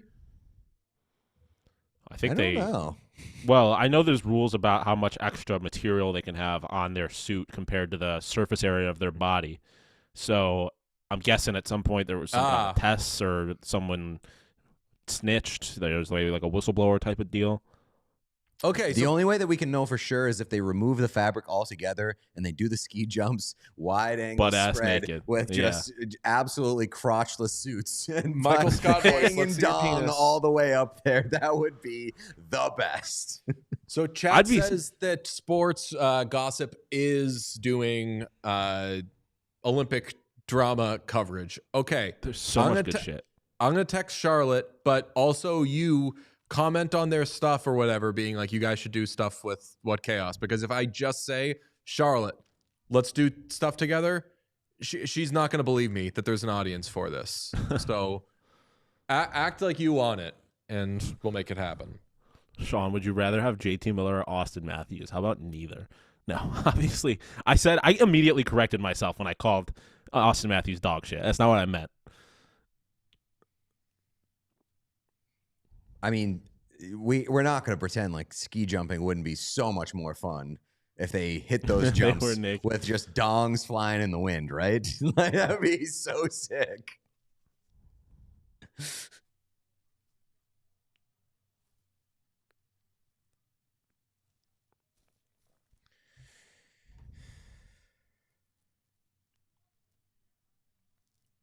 I know people are pushing back on me calling the Leafs Canada's pride and joy, but they're obviously all right, Elvis, the biggest team in Canada. And I would say that the Montreal is Quebec's pride and joy. They're the French's pride and joy.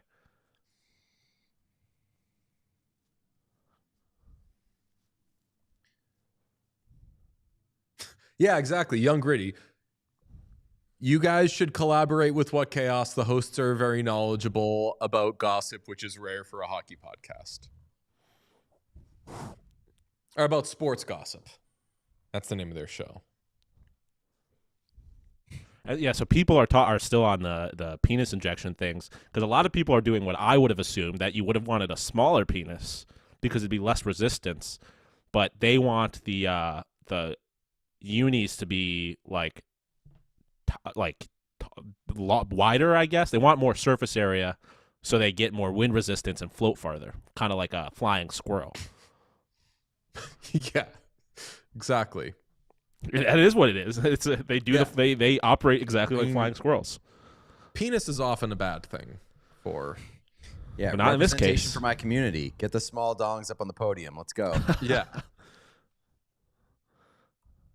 Men having penises has proven to be a problem historically. The Leafs are very much I'm talking to the chat. The Leafs are very much the Dallas Cowboys of hockey, I would say, which is that no one doesn't care about the Toronto Maple Leafs. Damn. Elvis is battling. I'm crazy about it. Elvis rocks. Elvis rocks. Yes. Elvis rocks as long as he wants to be playing for you. Otherwise, he fucking hates his life.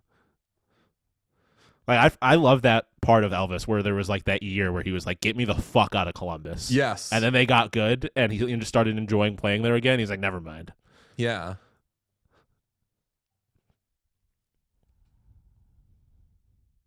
They got good. There was like a tragedy with the team, and they're like, "You are not saying a fucking word, dude. You will not make this about you."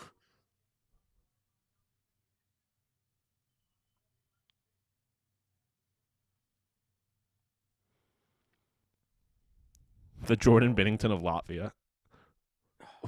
Quinn Hughes is so nasty. No, Elvis is cooler than Binnington. I mean, Elvis is like a million times cooler than But like Binnington. is, Yeah. and Elvis is actually cool. Right. Binnington, But I don't think would ever tell you he's cool.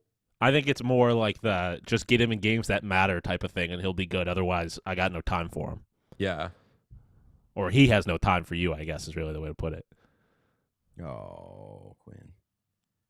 Such respect for Latvia.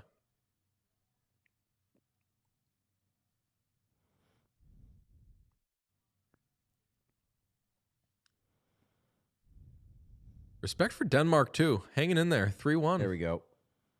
Ah, damn.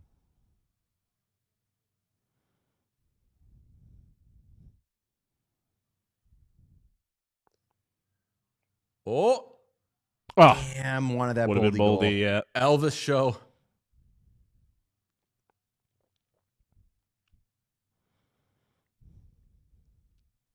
Elvis and coaches challenges. That's what Latvia does.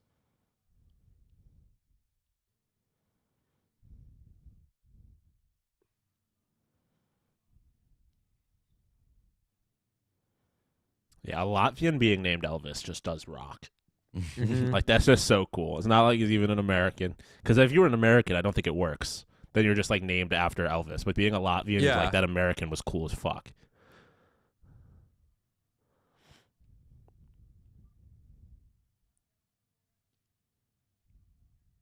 Oh, we get another chance of the power play? I feel like if you get named after like a famous person in the country, you should get to like have citizenship. Like Elvis should get to play for Team USA if he wants to, just because his name is Elvis. Well, fuck. I mean, I'm going to start naming my children, like, I'm going to name my children Usain Bolt. Go play for Jamaica. Well, that's I what feel I'm like you would saying. do that anyway. It would be, Sean. it would be cool as shit. Usain? Maybe. Usain's kind of a cool name.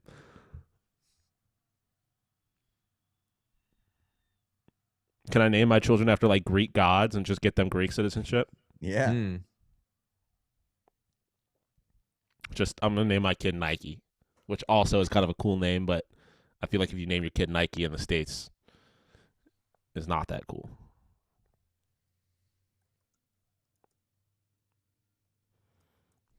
Someone asked what other famous Elvises are there. I can tell you off the top of my head, Elvis Gerbach. Elvis Costello, duh. Mm. Elvis Andrews. Yeah, but there you go. That's isn't one. his spell different or no? Andrews is spelled different. Okay.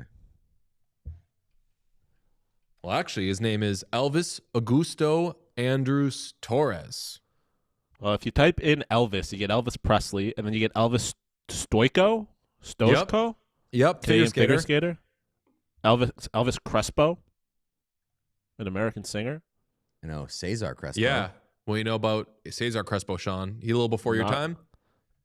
Yeah, I don't know what you're He talking played about. like 18 seconds for the 2004 Red Sox, got a ring. Nice. Hell yeah. Love that shit.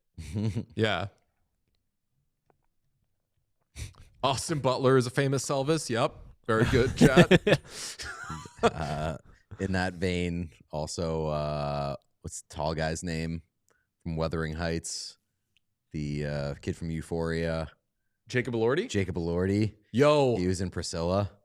I'm watching Frankenstein right now, and I'm going to be coming up on part 3.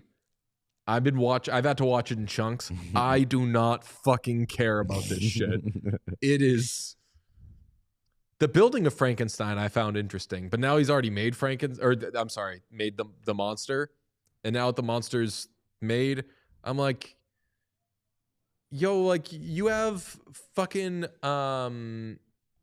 Mia Goth here, and you have Oscar Isaac. Like you all couldn't do something better, couldn't do something cooler while we got you all here. Chat's cooking you for saying Frankenstein sucks. Not for me. I don't like it. I can't care about it. Here's a good question. Wazoo said, "Is Fallout 4 worth playing?" Never finished it, but yes, Fallout series is one of the best video game series ever. Fallout, the TV series, is very good. I've heard you Very say that good. before. I've been thinking wait. a lot about playing Fallout 4. We're getting there's a POV from the monster at some point. Haven't gotten there yet. Maybe in part 4. What are you talking about? Yeah, maybe part 4. The Frankenstein Guillermo del movie. Toro's Frankenstein. I want to see The Bride. That Frankenstein movie. That does look good. Yeah. Oh my god. I do not have Letterboxd, and I will probably never have Letterboxd. I am very comfortable not having Letterboxd. Too busy watching movies. Oh, come on. Oh, Let's go. nasty. Tage! Fucking right. Wow. Fucking right. Tage. God Goal of the damn it. tournament. Let's go. Tage, we love you, baby. What a Welcome to fucking the dog. Olympics. Goal of the Olympics. That was nasty. You are the man, Tage. Welcome to the Olympics. Welcome to Team USA, Tage Thompson. Oh, baby, that got me fucking juiced. Oh, yeah. I thought it was a little bit more intentional than it was, but it was still nice. Damn. Oh, God. Oh, That was he is so gross. happy. He's having dreams of meeting the president right now. Oh, brother. Yes, he got smoke. Yep. Oh, brother. good. Oh, that got me fired fucking up. I haven't felt anything like that since Ryan Miller was named the MVP, tournament MVP. How does team do? I mean, it would have been worse if it wasn't for Ryan Miller. That's right.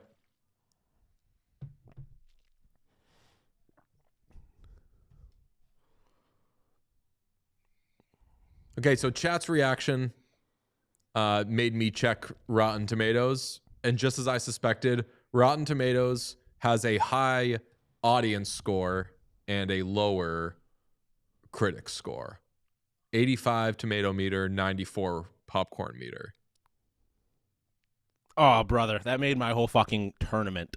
I mean, that's Tage scoring a goal that matters. And I would say that every goal matters to Tage scores now because they're trying to make the playoffs. But for a Yeah, while, but he was I scoring will goals agree. didn't matter. Yeah, that's for damn sure. Someone asks update, if thank you you. can update the score.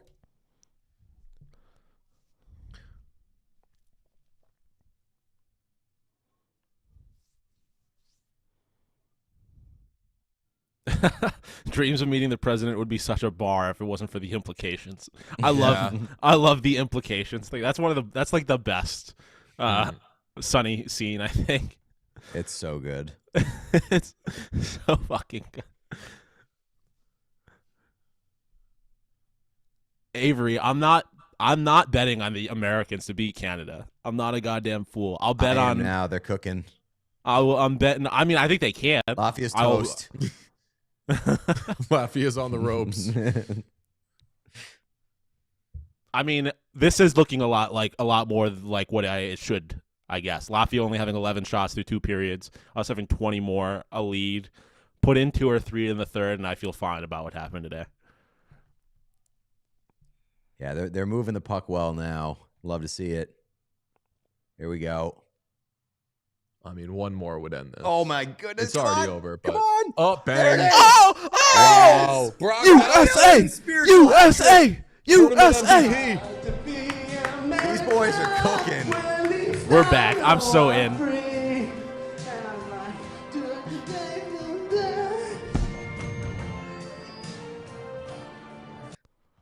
Let's fucking go. Elvis has left the building, according to Stacey Fay.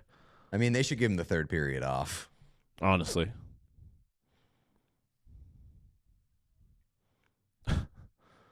Jack Hughes has been awesome. Ah, man, Yeah. it's so awesome seeing like the Hugheses be good. Yeah. Like seeing Jack in particular after he didn't have a good formation, seeing Tage be good after the addition. I haven't really considered it. This is the first time Whatnuts are seeing me watch a team I care about, like actively engaged. Like we've had plenty of playoff watch-alongs, but I never give a fuck who wins those games. Like this is me. This is a glimpse into Sean watching Buffalo sports. You've been excited. You've been like up for them though. For Olympic things or for no things? for teams that you don't care about. Like you were, yeah, for sure. Like you were not as hyped as me, but like when the Oilers were coming back in the Cup final, you were like, yeah. all I mean, about I was, that. yeah. I mean, I was rooting for the Panthers, but I like the chaos. But this is me like actually caring about the individual goals, the results. Brock Nelson, This rocks. MVP.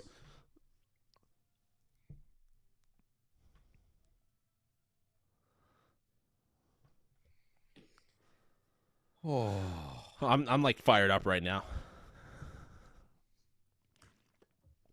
I feel similar to how I felt when I went to the USS Constitution Museum.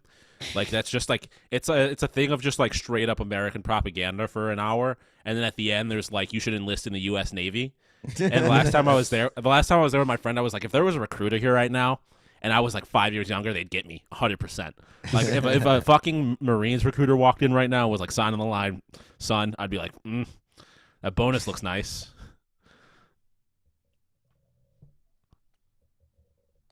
After seeing Sean, I'm now rooting for Buffalo to go on a playoff run. Brother, I don't think. I mean, Sean would be obnoxious, and I would be here for every second it'd be of it. such You should have a already been problem. rooting for that. Yeah. It'd be such a problem. And we should all be rooting for it because we're getting a Buffalo house. Yes, that is happening. We got more super chats. I know some of these are old, but we did miss this one from Austin, I believe. Austin with the super chat. Just explain to my boyfriend that, yeah, they are brothers. Something I learned here. Thank you, boys. Waiting on Spice Girls movie watch along date.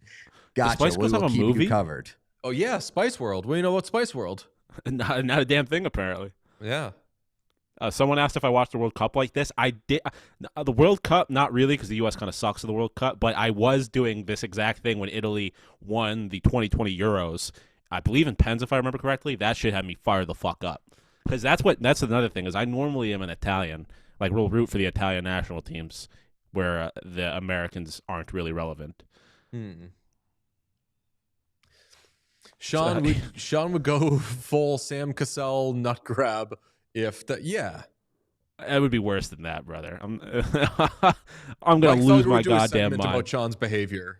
If hell yeah, if I could get a playoff round, I'd love for my Felger to know about me. Even if the Sabres win a playoff game and we're there, damn.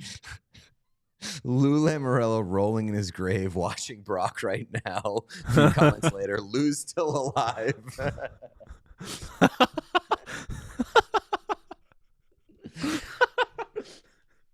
I've heard some things about Lou Lamoriello like past couple weeks that like I'm big on Lou Lamoriello now. Like he is. I think he has a lot more depth than people would have imagined. But it was all business. He's all business, but like sneakily kind of on Twitter too. Oh my God, really? Lou on Twitter. I found that out over the past couple of weeks. God, it's unfortunate that likes aren't public still, because I feel like Lou is a prime questionable like candidate. Lou Lamoriello, like pro shit posting. Oh wow, hell yeah. He sounds way more Facebook than Twitter. Oh yeah, yeah, like surface level based off what you know from him. Yeah. But I've heard shockingly fun levels to Lou Lamoriello. Lou Lamoriello, come on the show. Yeah. It wasn't an accident. Jeff said Sean saying this is the first time people will see him watch a game that matters on a nearly 3-year-old podcast. It's such a cell phone. Brother, this podcast could be 15 years old, and it would be the first time people are seeing me watch a game. Also, this show, no one on this show is afraid of a cell phone. Yeah, I mean, it's not even like no one's going to be more realistic about the Buffalo Sabres than me, although I don't know. And there's a cell phone. That's Pete's sense of humor. Pete just owned himself by making that joke. I don't think we could hear him. He said he's more afraid of a cell phone than a cell phone. Good one. Thanks, John. Very good. I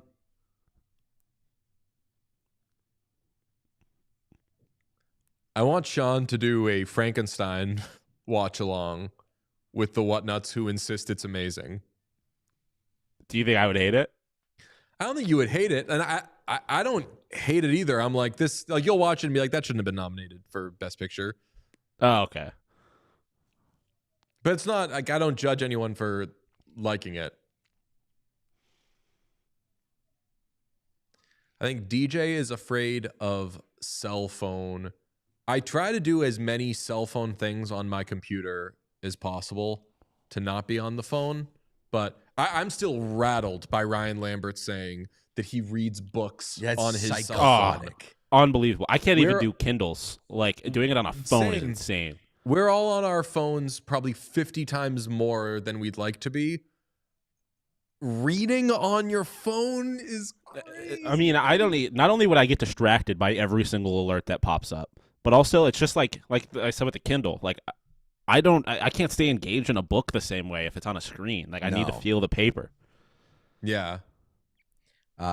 Speaking of books, I started reading Beartown last week, and I'm flying through this weekend. I'm flying through that thing. It is a book about a small hockey town in Sweden and their junior team, and just a lot of the shit going on around that, and it is fucked up.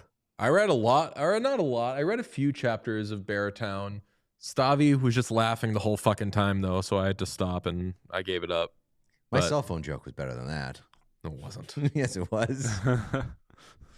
Doesn't your cell? No, I'm not. To be clear, either of us brought it. Yeah, his good one was mocking you. Well, I didn't even hear that. what your joke was, DJ. But what I was going to say, I'm not hating on people who read on their phone. I think I'm hating on people who read on their phone solely on their phone. Like if you're at home late at night, like reading before bed, and you're doing it on your phone, I think that's crazy. But like if you're reading on like the subway or something, I don't have a problem with that. Like if you're just trying to get a couple pages in, I would still prefer. You could still probably do that with a real book. But I did see there is a Beartown TV show that I did not know about when I started this book, and it was on HBO. Whoa! So, damn, good sign. Famously, we like books about hockey that get picked up by HBO. Yeah. Sort of about hockey. Yes, hockey adjacent. My girlfriend is currently reading Game Changer. Ooh. And is very into it. I'm in kind of a tough spot, though, where, like, we'll both be reading. She's reading that. I'm reading something else. And I can, like, tell that, like, she got some new information that, like, isn't in the show or whatever. And a couple of times I've been like, what is it? And she'll be like, Kip does this or whatever. And I'm like, fuck. I need to read these books. The TV show is not great. Okay, that is good to know. I can skip that one. I'm a big phone reader. That's crazy to me. I can't wrap my head around. Yeah, I mean, Natalie can do whatever the fuck she wants. Yeah, I just can't, like, not something I've ever been able to do is read on a screen. Oh, I didn't need to know that. Damn it! It's Beartown based off of a real case. Yikes! It's a case. Yeah, there's a case involved. Oh no, it is not good. Only case that's good is the one in that show, Jury Duty, because it was all make believe. Everybody was all right. Jury Duty was fucking hilarious. Sean, did you ever see Jury Duty? Yeah. So I fucking nothing like a good social experiment. Sean is most likely on this show to be the guy on Jury Duty, endearing. Yeah. It wouldn't have been a good show if I was on it. Definitely not. Yeah. I think that it takes of the three of us, there's only one person that would come away from that being like really well liked, and it would be Sean. Yeah, like that kid never had a bad day during that show. Yeah, they are doing a Jury Duty season 2. Maybe we could do that on the Patreon. But if you do, Sean, and I know Pete, you said you were doing it too. UK Traders season 2. Would you want to do that on the Patreon, or would you just want to? The problem with that is that if I start it, I'm gonna fly through it knowing how many episodes, right? Knowing that the episodes are there. So I would not. I don't want to be handcuffed to watching one a week. That's totally cool. Even like 3 a week, I'd feel bad making you stop. When I started, I joined that like a third of the way into the season and then flew through it. While we're doing Patreon related TV shows, got to give a quick shout out to our beloved James Vanderbeek, passed away this week. When we did brunch, we did Dawson's Creek pop-ins. We would just parachute into random episodes of Dawson's Creek without really having seen the show and just trying to guess what was going on in the world of Dawson's Creek. And I'll tell you what, I really liked that show. The few sporadic episodes that I saw, I probably watched like a dozen of them. Yeah. Really good show, really fun watch, lots to talk about. And just something about James Vanderbeek, whenever he showed up on my screen, I felt like he just like was a very warm, welcome presence. I always enjoyed seeing him on TV. So that was a huge bummer to see. Loved him so much on Dawson's Creek, obviously, but also Don't Trust the Bee in Apartment 23. Underappreciated show, or actually it wasn't that good a show, but like, you know, those shows that you're like, I see why this probably only got a couple of seasons, but every Dawson's few Creek? years, no, Don't Trust the Bee in Apartment 23. Like, it's not a very good show, but he's so great in it, and he plays himself, and all he cares about is getting on Dancing with the Stars, because he thinks that if he gets on Dancing with the Stars, he'll be back and it's going to make his career. Obviously willing to make fun of himself. Seemed like an awesome guy, and obviously got very like became a very spiritual dude as he became sick, but everyone seemed to love him. And Dawson's Creek was a ridiculous show in a lot of ways, and very dated. And at points, like when we watched Dawson's Creek, we would point out all the shit that was like problematic or iffy. Just a blast. It was so fun. It was so fun to watch that show. Sean, what do you know about Dawson's Creek? Not a damn thing, dude. It is the best kind of like show of that era, which is like late 90s, early 2000s. It's just ridiculous characters in a small town like Dawson's Creek. Drama shit. Dawson is like the most 45-year-old man up his own dick, like stuck in a 17-year-old's body. Like all he gives a shit about is about like film and old movies and how he's gonna like write movies. And then his friend, who Pacey, played by Joshua Jackson, is like this criminal who just wants to fuck all the time and is just showing up to school, getting arrested and shit. They are the most polar opposite people you ever met. And they're just like best friends. That show is outrageous. It's so fun. And there's a character called Joey, and at some point, someone treats her like shit in the episode. Like, you can always clock it. Someone is either unnecessarily mean or rude or like borderline predatory towards Joey. Every episode. You are not getting out of an episode without someone, and it's always a guy, being really fucking weird to Joey.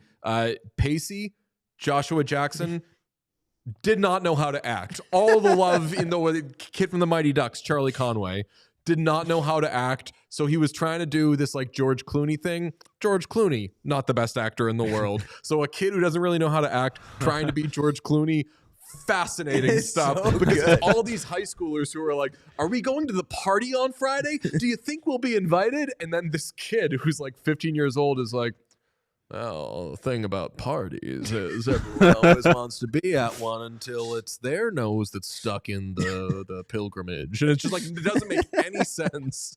It's the best show. Kyle in the chat's like, that show is so funny because it's all like 17-year-olds speaking like they're English majors. Yeah. And then there's a gay character, and the whole show is like, have we figured out how to write a gay character? I don't want to have any lines during this scene. I don't want to say the wrong thing.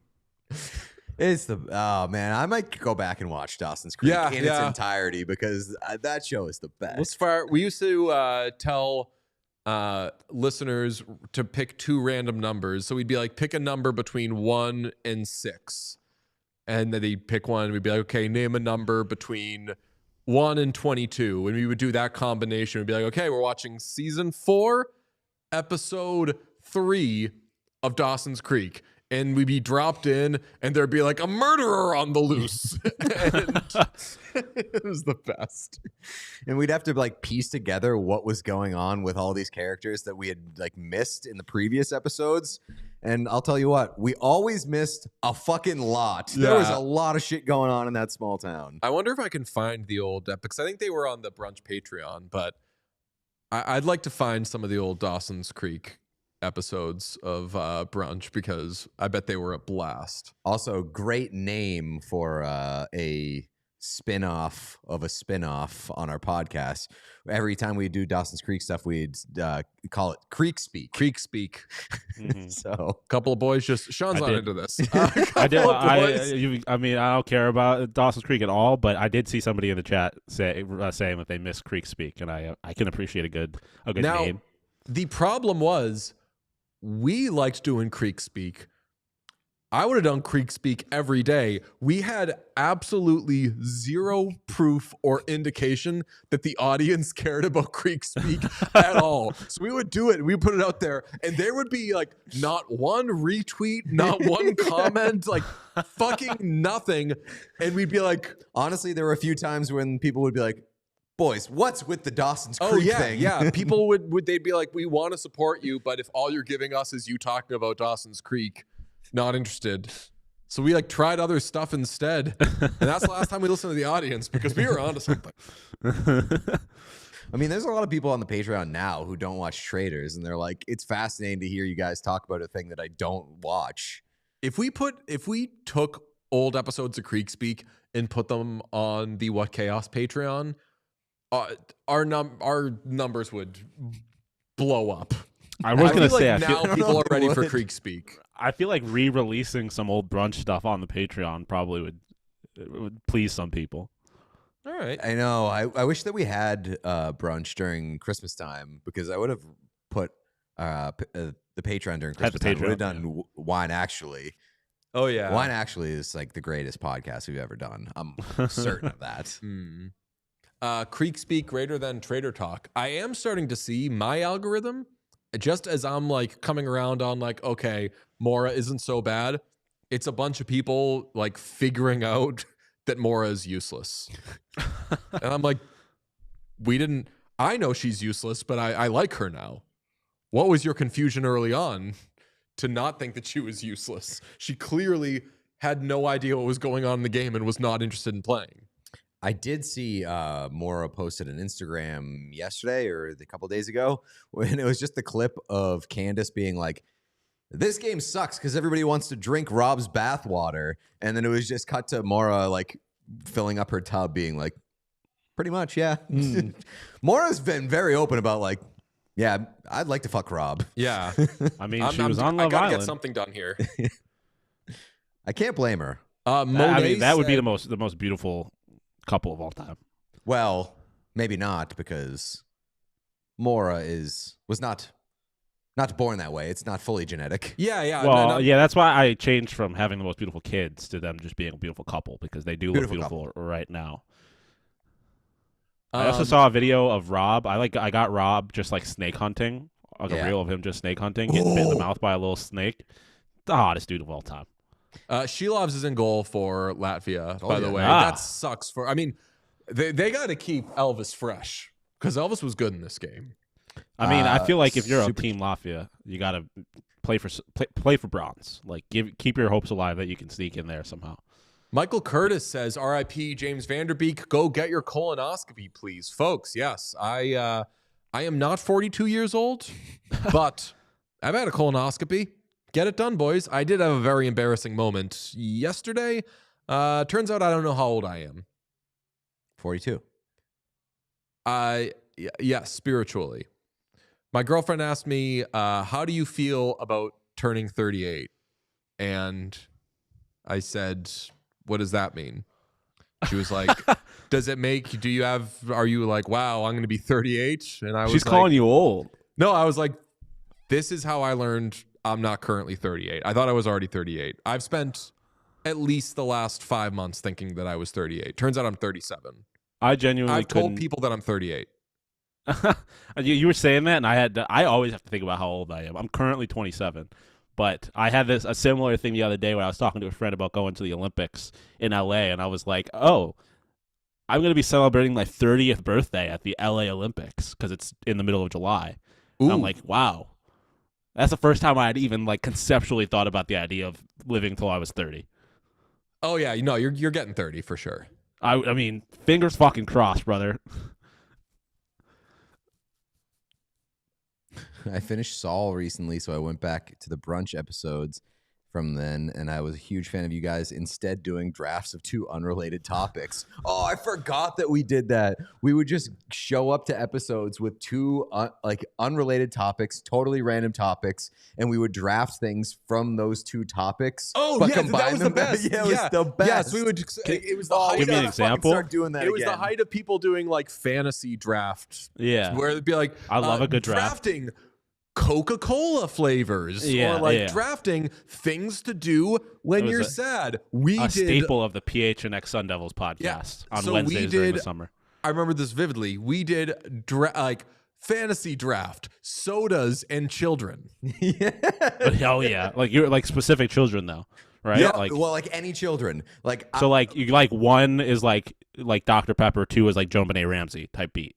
Yes, and this you gotta specify this was like before the Epstein files, so like drafting children was not as problematic. Yeah. So like I forget how this ended up happening, but I made a trade with DJ to acquire DJ's nephew so that I had both my nephew and DJ's nephews. Hell yeah. And DJ immediately regretted trading his nephew to me. Yeah, I think I think I gave you Vinny, which that's terrible uncle behavior.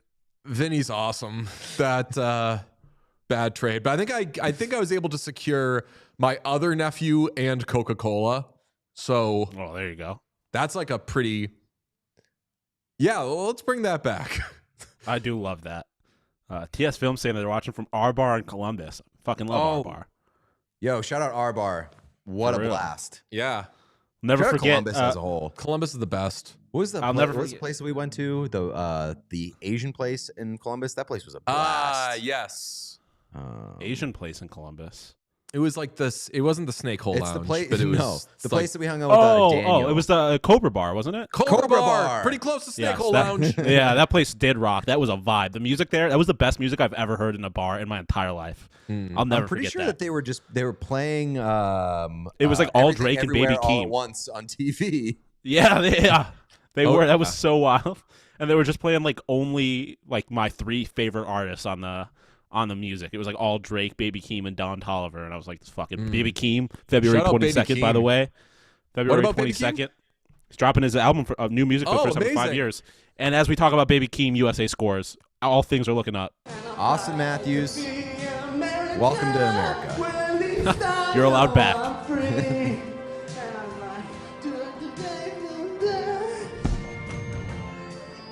Is Tage the only smoke boy on USA? I think Smoke so. Boy. I think so. Smoke visor.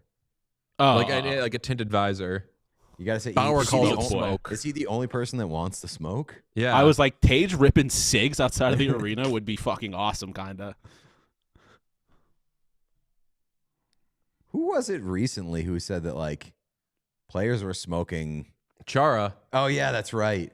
On the Sean, on the castable thing that we did with Zdeno Chara, Chara said that while he played, that there were players who still smoke cigarettes in between periods. Oh, I believe that. I mean, Yeah. He came Yeah. up in 97. yeah, I totally believe that. Because, I mean, Petey even has stories about, like, people smoking cigarettes, like, under benches and stuff like that. I mean, he was around, 23 years that ended in 2022, I believe? 2020, maybe? So, I mean, he would have been around the same time as Chara's career. It's wild to think that you could be a professional athlete and it didn't matter if you smoked cigarettes. Yeah. Like you smoke cigarettes literally while competing. While you're playing, in your yeah. sport. And That's it's like, it's insane. okay. Like the sport isn't that good yet. I can smoke cigarettes. But also, like, I get obviously if you're like a habitual cigarette, but like the problem with cigarettes, I guess, is like the negative effects compound over time. So like the idea that you rip one cig and are able to play hockey immediately after, I guess, is not that crazy. But the fact that people that like took care of themselves otherwise, because you have to be a pro athlete, smoking cigarettes on the regular is pretty fucking insane. Someone in the chat says that we should refresh our stream at the next commercial break. I don't know if that would make a difference. People are all over the place anyways. Just see if we can go live, but they doing some we are live, so they're not doing any ESPN Plus mumbo jumbo. We're just sliding behind. We didn't miss the goal. We caught the goal. I think we're not allowed to have ESPN people on our show for our ESPN detective work. Oh, you know that, Sean? I didn't know that they weren't allowed to be ESPN on detective work. Yeah, the stream shit. Yeah. Oh, as a result of that, that's why we're not. I just know that we're not allowed to have our friends from ESPN on, which stinks because Emily Kaplan is awesome on our show. It's not the only network that is not allowing us to have people on the show anymore.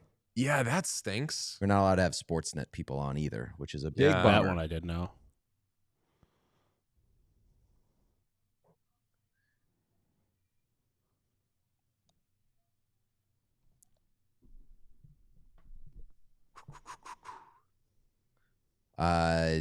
Chat's pointing out that we had ESPN people on. Yes, we did. Yeah. And then they were told, do not go back on that show. Yeah. Absolutely love Emily, though. Like, it stinks because, like, we were like, we should have her on as often as possible because she's so good with us. Maybe, I don't know. I haven't talked to ESPN or anything, but I think that I think that ESPN thinks that we're like out to get them. And yeah, I mean, we're not. There are a lot of places that I feel like places and organizations that think we are out to get them, and that's never been our thing. Like, we just want everything to be a little bit better. Yeah, and I think that everybody says like, oh, we call it like we see it, but like I just think that generally speaking, if something is not great, well, I'd like to be able to say that it's not great and for people to not get offended over it. right. I will say, slightly in ESPN's defense, you were accusing them of like massive corporate fraud. Yeah. Like it wasn't like you were. What's the big deal, Sean? I was. I'm not doing it anymore. Like you're like pretty malicious stuff. Not from you. I'm saying you were accusing them of doing malicious stuff. But my phrasing was pretty "you can't sue us" proof. Do you remember? Yeah, I mean, I don't think they're suing us, but I understand why they're like, these guys fucking hate us. I believe, and a lot of that.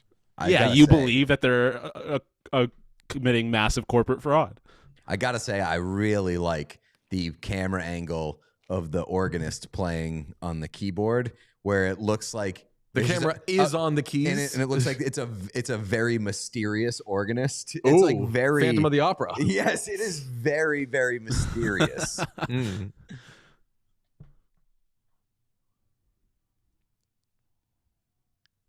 Sean Bootlicker deposit. I knew that was coming. That's where I think the origins of me being called the bootlicker were me defending ESPN that first time.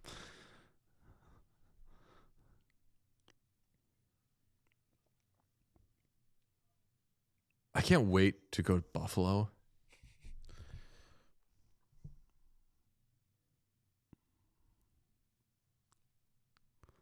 I wish we were at the Olympics, man. That's just so much fun. Same, brother. I would fucking kill to be in the Olympics. Yeah. Hopefully we're still around for Dieter Rule. Dieter Rule is awesome. Hopefully we're still around for 20 or 34 Utah Olympics. Regarding the ESPN thing, yeah, like there is no regrets there because it is better now. I don't know if it's like 100 out of 100 fixed, but the app still it's better. Trash. The app, but it like led to like awful announcing doing stuff on it, and that like it got their attention to the point where they said, "Okay, no one go on their show anymore."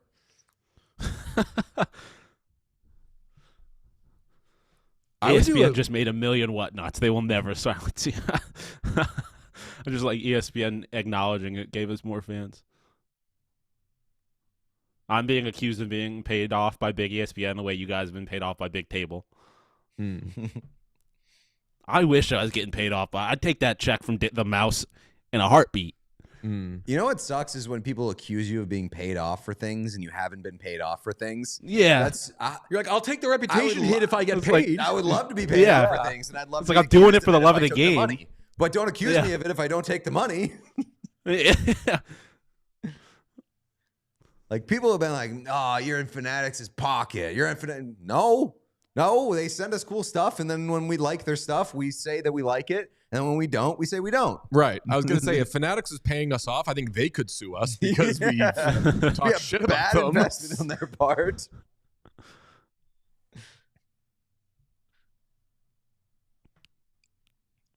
Also, if you're here and you haven't liked the video or subscribed to the YouTube channel, please do that. We'd love to have you. Love for you to stick around. And thank you for showing some support. Thank you for tuning in with us. We got a regular episode tomorrow. We usually don't do Friday episodes. It's true.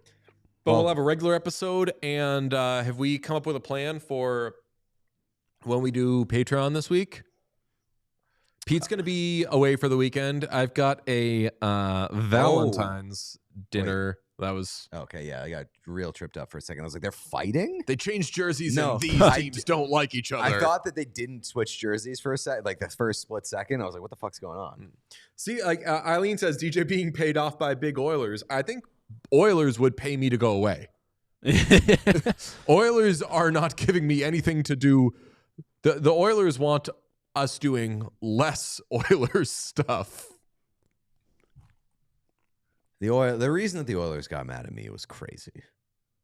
Oh yeah, Oilers got mad at Pete because he tweeted our show thumbnail, which was Connor McDavid's face and a sign that said "Leaving Edmonton." Because we did like we were like, "Is McDavid gonna leave?" conversation like everyone did, and Pete tweeted the thumbnail after the first line of first day of training camp when McDavid was between like Mangiapane and like somebody else or something. Yeah, I was like, he's gone as a joke, and apparently the Oilers got fucking pissed at that tweet. Love that. Yeah, just outrageous. Yeah, it's weird. I think that you pissed people off online. I hope I don't piss anybody off anywhere, but I think that if I were to piss anybody off, I'd be more likely to piss people off in person. Yeah. I have a tougher time saying it was a misunderstanding. Yeah.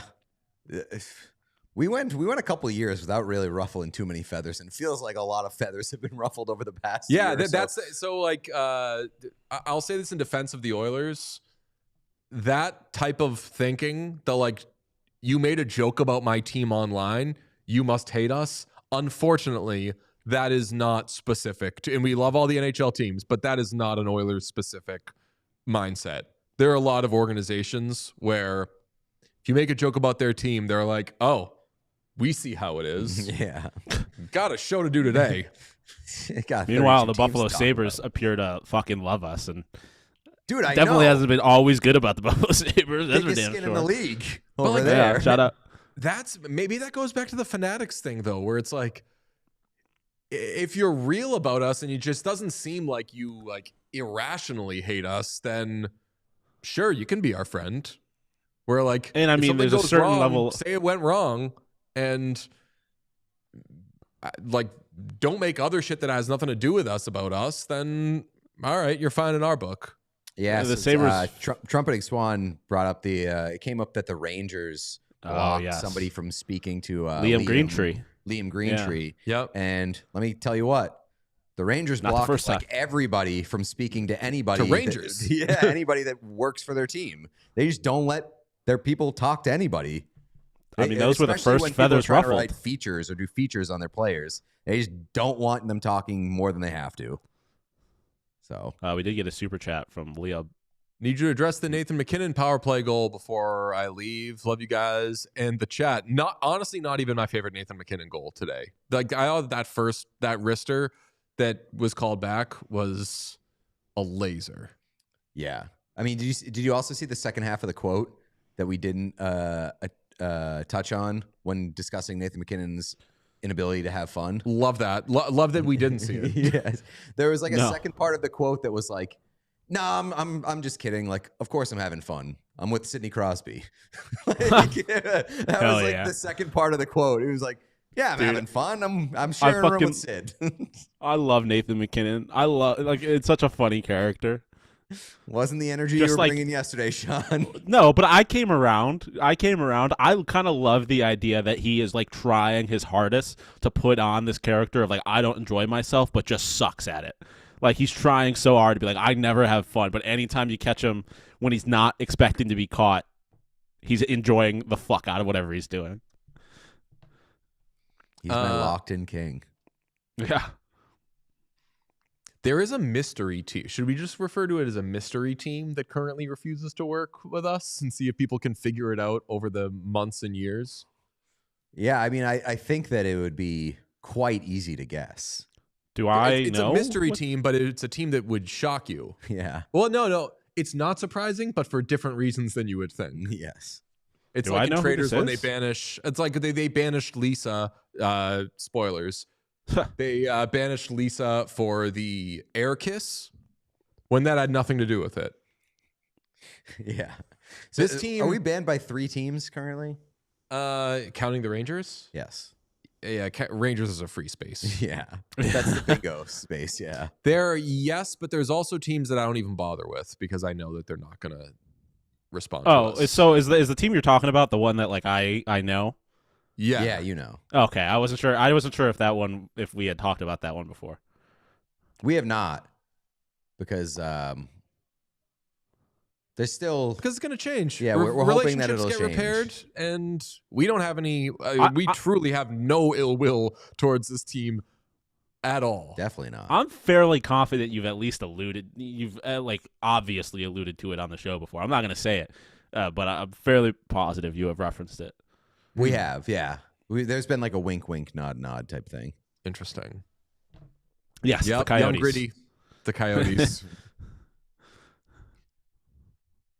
Somebody said the Islanders, as noted in the Patreon newsletter last week, we're might be doing some stuff. with the Yeah, hoping to Islanders do coming something up. with the Islanders soon that could be Very fun. amazing. And you know what the most fun part of it has been? We've been texting about it the last couple of days. Most fun part of it might just be going and watching the Islanders I play know. a game. I'm very I want to go to low-key. UBS. I was gonna say I feel like the Islanders were also a free space in the Lou days. Yes, they were. In the They Lou- were a in the free Lou days, space. yeah. Free spaces were Rangers, Islanders, Avalanche. Unfortunately, Yeah, I was gonna say, have like, I feel like the Avs really and want to have Maple Leafs. Avalanche players on. There's a couple of teams that are just like big time. So it's not even like I kind of get it. Like the Leafs and the Avs, that's just kind of how they operate. It wasn't necessarily like and I guess same with the Islanders, wasn't necessarily like a know what chaos thing. Yeah. Only thing I ask is because like some of these, when we try to get players, some of the times I know the people, and some of them I'm basically like cold emailing them. I don't know, like if it's no, say no. You know? Yeah. Like, I'll take an email back and something that could say, hey, like not right now. Maybe we could figure something out but I don't know. These people are busy. Someone said, "Oh wait, it's the Kid Rock PWHL ladies, isn't it?" Yes. No, Pete would want to have that team on all the time. I would love for the Kid Rock's PWHL ladies to be just like a fictional team in the White Chaos universe. I was gonna say, Yeah. if we make a crest or like a logo and we sell merch for them, and what's like Kid Rock's rockin' Detroit ladies. The best problem part is about that the best part about that is that the person that it would offend the most is Kid Rock. Yeah. that he would ever No. own a PWHL team. well, yeah, but it would also offend 99.9% of people who see you in that T-shirt because they're just like, why is that motherfucker wearing a Kid Rock T-shirt? Yeah, but Kid Rock's Detroit Rock Ladies. But it's like an inside joke, and like people who know, like it would be worth it for like the one person who caught you outside wearing that being like, oh my god. He would definitely name them like the Rockettes or the Lady Rockers or something like that. Like he would make it a very gendered name. But since I'd be the one making the logo and not Kid Rock, I would have the ladies taking a knee during the anthem. I mean, if we're being real here, Kid Rock would obviously name that team like the Big Titty Bitches or something. Yeah. Like, Oh, yes. Well, like back in the day, I don't know what he would do now. Now he's crazy. Yeah. Yeah, and it's a rainbow jersey. Every jersey. Every time it's a pride jersey. Yeah, yes. Every night's Pride night. We need to hire one of the artists who has done like the Pride jerseys and just be like, make us the most hockey gayest thing that's ever existed.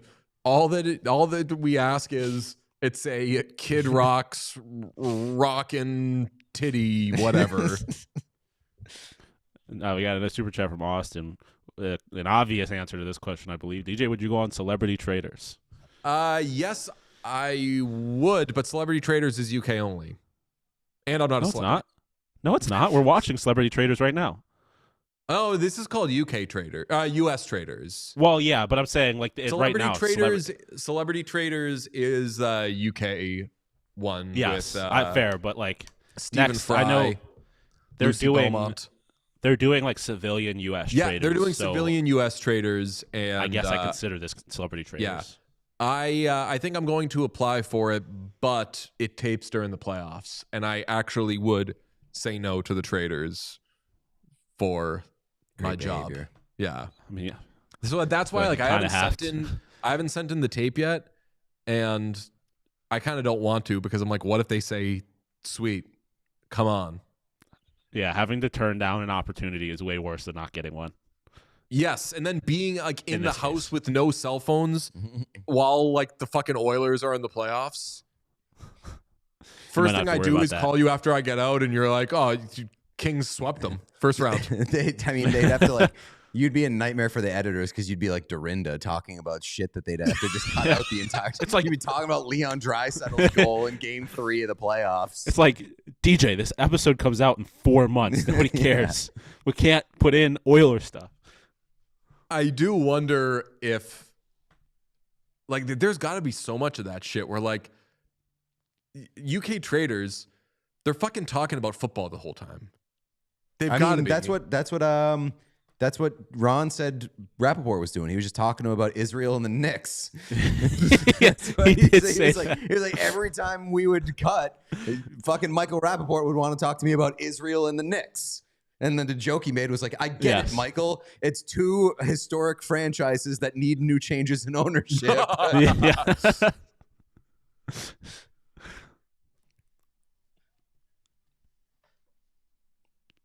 Oh, I'll give you that.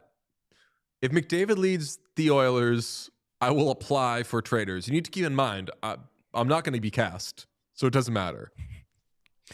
And you have to keep in mind, based off of your traders experience, yeah, the one it would time be a very short run for you. You might Yeah. be back in the playoffs. I think they make you stay there, though. Really? Yeah, because I think if you were like, oh, DJ's going to go on traders, 5 days later I'm back, you'd be like, well, sports interaction? Like, DJ does not win traders. True. Somebody asked, did I buy the blue or the white Team USA jersey? I bought the blue one. It's right there. Ooh. Right. Oh, yeah. I'll be breaking that out at some point soon. What is cool about keeping them in the castle is when they're there, they stay in hotels, but after they're eliminated, they stay there for a little bit. So they reveal to them who the traders were. Mm-hmm. So they like walk in. Have you seen this? Yeah, they walk in and it's like there's like an envelope and they see who did it, and they may contain spoilers. I recently saw on the US version, I saw redacted, name starts with a C, react to who the two traders were that killed him, and he was pretty bummed out that his boy got him. Yeah, Well, I believe that. I hope that he would I understand. cannot fucking wait for the reunion because I feel like somebody is going to be like, Colton, don't even talk to me. You're a fucking piece of shit, and start really going in on Colton. Oh yeah, these motherfuckers been on Wikipedia. I need it. These people have been on Wikipedia learning about each other, as Ron Funt just said. Yes, I also learned, according to Lisa Rinna, that they not only do their own hair and makeup, which is obviously particularly important for the women. They do actually, like, they have the breakfast and then they have to change out to do the challenges and then they change back into the same clothes. Yeah. So if you notice, like, a lot of the women in particular, because they have more hair to be noticed, will like look a little more disheveled because they are doing their own hair and makeup and they've had a long fucking day. So like, unfair. That's crazy to me. Yeah, it's fucking insane. Especially like the housewives who like their entire brand is like their image and stuff like that. Like forcing 60, 70-year-old Lisa Rinna to climb a mountain and then be like, now go look great, which she's obviously pulled off to perfection damn near, but it's just an insane ask for these celebrities to me. The clip I saw was Monet talking about the other people on Traders, and he said Maura did not know how to play, had never seen the show before, and I said to her, like, girl, like, what are you doing here? And she said, I just want to wear crazy outfits and like dress up. And he was like, as good a reason as any. all right, I'm gonna go talk to some other people. Did you know there's a portrait of Andy Cohen just hanging up in the that rocks he does me. He does the after the finale, the reunion, of course he does. He does all of them. Have we talked about, by the way, that and now this is turning into a Patreon episode, but that can kind of be this. So Alan throws the frame every time. Mm-hmm. Claudia only does that with the first one, and that makes it kind of special. Like if you're the first person to get murdered, like what a loser. They throw your thing. I don't like that he does that all the time. It's a bit. Yeah. He's definitely made it his own. Like, Sean, when you start to see Claudia, you're going to see that these are completely different styles. Like, Claudia will get fucking mad at them, which Alan does not. Alan, I don't think, knows who any of these people are. But Claudia will be like, Faithfuls! That's another one you just fucking banished. Jesus Christ with this. Well, when you guys, you're going to get killed anyway, so go fuck yourselves. Somebody, I think it was Eileen, asked, can we get a behavior grade on, I believe Luke Hughes did not go to Milan while both his parents and both his siblings are there. I mean, he is still a professional hockey player in his own right. I'm sure what's he doing? A vacation. He probably doesn't want to go watch. Like, I don't know. I could see why he wouldn't enjoy a 2-week reminder that he's the shittiest Hughes brother, respectfully. But he's the only one not on the roster, so, like, I don't know. He could celebrate. He could also fly over for, like, important matches and be in Italy the whole time. Probably doing some R&R. Yeah, I don't necessarily blame him for wanting the break, but especially Italy's a long flight. Kind of weird. Like his entire family's there and he's not there. Yeah, Luke is throwing a party at his parents' house. Yeah, you know they left him money for pizza.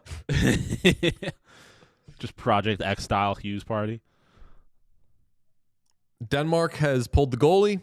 2 minutes left. 3-1. Yeah, well, someone said that he's stealing Tate from Jack, but is Tate going to be there? Because, I mean, not only was she famously a kind of a spokesperson for the NBC broadcast, but her alleged boyfriend is in the Olympics. I think she like do herself some favors by removing herself from the Olympics because she caught some heat for basically being a Team USA spokesperson in the lead up. Could you imagine that she was at just a Team USA game? Especially if she wore like some Hughes shit, Canada would lose their minds. I mean, we get accused of taking the bag, being in the pocket. I hope that she got a bag from Team USA for as much shit as she caught for her stuff on Peacock and NBC. Oh, Tate is in Europe apparently, in Paris. So maybe she will swing by. Do you think we're ever gonna get a bag? Like, we get paid, which is awesome, But like, if we talked like, about this for Netflix when checklets went yeah, to Netflix. like if there were a thing where it was like, hey, do this thing, whether it's like I don't know, like a partnership or something, and you just get a shitload of money. Like What the hell? I got a price. If you ever see me promoting Canadian international sports, just know I got paid a pretty penny. What country pays your checks again, Sean? Where are your checks come from? And it's not to promote. If anything, it's specifically to do U.S. hockey content. You're strengthening their brand by bringing them American content. Yes. If I ever got a bag, I want it to be a literal bag. Yeah, like the put it in the like bag. Cartoonish. Dansbury Like, Trashers. When Mike Rupp, do you ever hear the story? When Mike Rupp was on the Dansbury Trashers, he would just like wake up in the morning, open his front door, and there'd be a duffel bag full of cash like once every 2 weeks. Yeah. And that's the bag that I want. A literal bag of cash where I'm like, I gotta hide this. You gotta Also, you ever see, speaking- No Country for Old Men. That's the bag I want. Speaking of being the company that paying me to talk about U.S. stuff, I'm hosting the Daily Face-Off post-game show for the game Saturday. Ooh, Hell yeah. amazing. Because Johnny is Denmark? off doing yes. Johnny's off doing some. Johnny, I believe, will be hosting one after this game, but he's doing some USHL stuff. USHL, yeah. Was talking to him about maybe doing the show on Monday. And Oh, hell yeah. he's figuring it out. I don't hate the idea of just like a bag of cash. I might do that for your next birthday. It's got to be enough cash to make it an impressive bag of cash, though. Could be a lot of the singles. problem. Like I You could do can't like give me a duffel. ones. Yeah, If I gave you like $300 in like a burlap sack, that's cool. here- And $300, that's better than what I usually get you. yeah, But- right. Go across the border and exchange it to Canadian money because we have so much our dollar's stronger. Then get a bunch of Canadian singles, save some money. I was thinking about that the other day because there's a line in Don Tolliver's new album where he talks something about going to strip clubs in Canada, and I'm like, man, you really get if you're just throwing out singles, you get a real bang for your buck at a strip club in Canada. Like, Oh yeah. if you got American money, you're throwing it. It's like throwing coins at them essentially. Oh, I did notice that Young Gritty said I just got my Czech jersey, and why are the arms so short? I did notice on my USA jersey that the arms are shorter than they are on like most NHL jerseys that I get. I'm telling you, I didn't like the look and feel. I still think it's generally pretty fine. Nike, those But boys ain't right. It definitely does not fit the same true to size as it does to Fanatics in the NHL ones. Nike kind of sucks at making uniforms. Yeah, I'm I would take a bag to say nice things about them. Oh my Nike's god, got a bag. I take Nike money so quickly. I fucking love Nike. You know what I would do if someone gave me a bag right now? Someone Invest did it, make double it. 10x I didn't think about the fact that Canadians don't have singles. I kind of forgot about that. So even if you were throwing singles in Canada, you'd be throwing coins. breaking bones. Making it hail. I do love the act of like slamming a bunch of coins on a bar or a table or something though. Yeah. So going to a bar and be like, let me get a Modelo, and then just like fucking slamming 5 coins and seeing them fly everywhere. Yes, sir. That's America, even if it's Canada. That's real America. That's right. That's Kid Rock's America, baby. We gotta make the. I don't know if we do gotta make them, but we gotta make Kid Rock's. Once we settle on a name, we're gonna make Kid Rock Yeah. PWHL merch. And then we're gonna have to explain to people. We'll be like, oh, these people think we're problematic because we're wearing shirts celebrating Kid Rock. They don't get it. Big win for Team USA. Also, Sean, I just realized Big win that- for Germany. that the scoreboard has the moving flags. That's Yes, a it very does. cool touch. Thank you. Love that. Great job, buddy. I love a little animation. Speaking of moving, what a moving victory for Team USA. Yeah, We can ignore I mean- the first period. I was gonna say, Who had me in cares the if you were first one. moving into the offensive zone too early? I'm a little worried there at the beginning, but now I feel like this is we're clearly Brock it's clearly Nelson. 1-2. Brock Nelson stonks high. Oh, Quinn yeah. Hughes stonks high. Jack Hughes stonks high. Connor Hellebuck, I think we can say not Stonks are the tested all that same. much, but Stonks pretty. Stonks the did not go same. down. Stonks didn't go down. Yeah. Yeah. That's a victory. Latvia's video coach Stonks way up on that Through the guy. roof. Through the Just roof. checked. His name's Steve Peters. No. Oilers aren't going to be able to promote Paul Coffey, but they have hired Latvia's video coach to run their defense. Yes. Oh, It's those like a Latvia Ted jerseys are Lasso so type clean. of thing. I will say Kasper Zdogovan stonks up, knowing that he's still playing hockey. Leadership. And leading Yep. Team Latvia. Leader of men. He led them to a tie for a little bit. Stonks we'll stable. say we'll say Ellen Hughes stonks high because they just kept fucking showing her the entire third period. Yep. Luke Hughes stonks low. Luke Hughes stonks down. Oh, There's our guy. Bearded up. Oh man, He looks old. Who are you talking about? Kasper Kasper's Zdogovan. Dogavans. Very nice man. Enjoyed covering him when he was in Boston. Oh, brother, we're gonna put 10 goals up on Italy. They put everything into that Sweden game. The Americans are rolling. Oh, and that's women's. Never mind. But I mean, we're still gonna fuck them up too. We just fucked up the second best team in the tournament, let alone the worst team in the tournament. Respectfully, Kasper's Dogavans got yelled at by Bruins veteran players because before one of their games in the playoffs against the Penguins, Dogavans was talking with Gino Malkin in the hall, and like a Bruins player went over to him in the hall and was like, "What the fuck are you doing? Like, get back in the room." And they like yelled at him for fraternizing with the enemy. I mean, that guy had a tough go of things when he fucked up the penalty shot and like basically blew their playoff run. Oh no! Wait, penalty shot. Wasn't it? A No, penalty he shot? missed the. He missed like the open net. He was like, there was a play in front of the net in overtime in game 1 where he could have just like poked it in and he swiped at it and I think he missed it. I thought he also had a penalty shot where he like fucked up. I do think he did have a penalty shot. And which was hilarious because when he was acquired from the Senators, the one thing that everybody knew about him was that he was awesome at shootouts and penalty shots, and he fucked up a penalty shot at a big moment for the Bruins. But I was the asshole at the time when the Bruins got Dogavans. Everyone was like, well, we know he's good at penalty shots. And at every turn, every time anyone brought that up, I was like, he didn't score.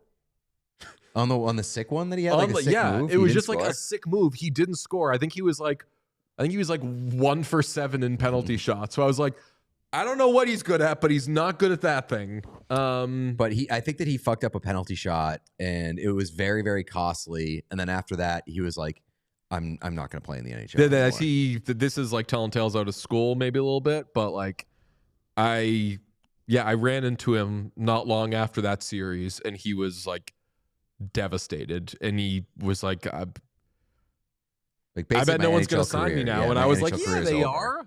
And I said, he was like, I'm fucked. And I was like, you've got another year on your deal. And he was like, no, I don't. And I was like, oh, fuck. But he was such a nice guy, and I think that was it for him in the NHL. Unfortunately, He was right. yeah.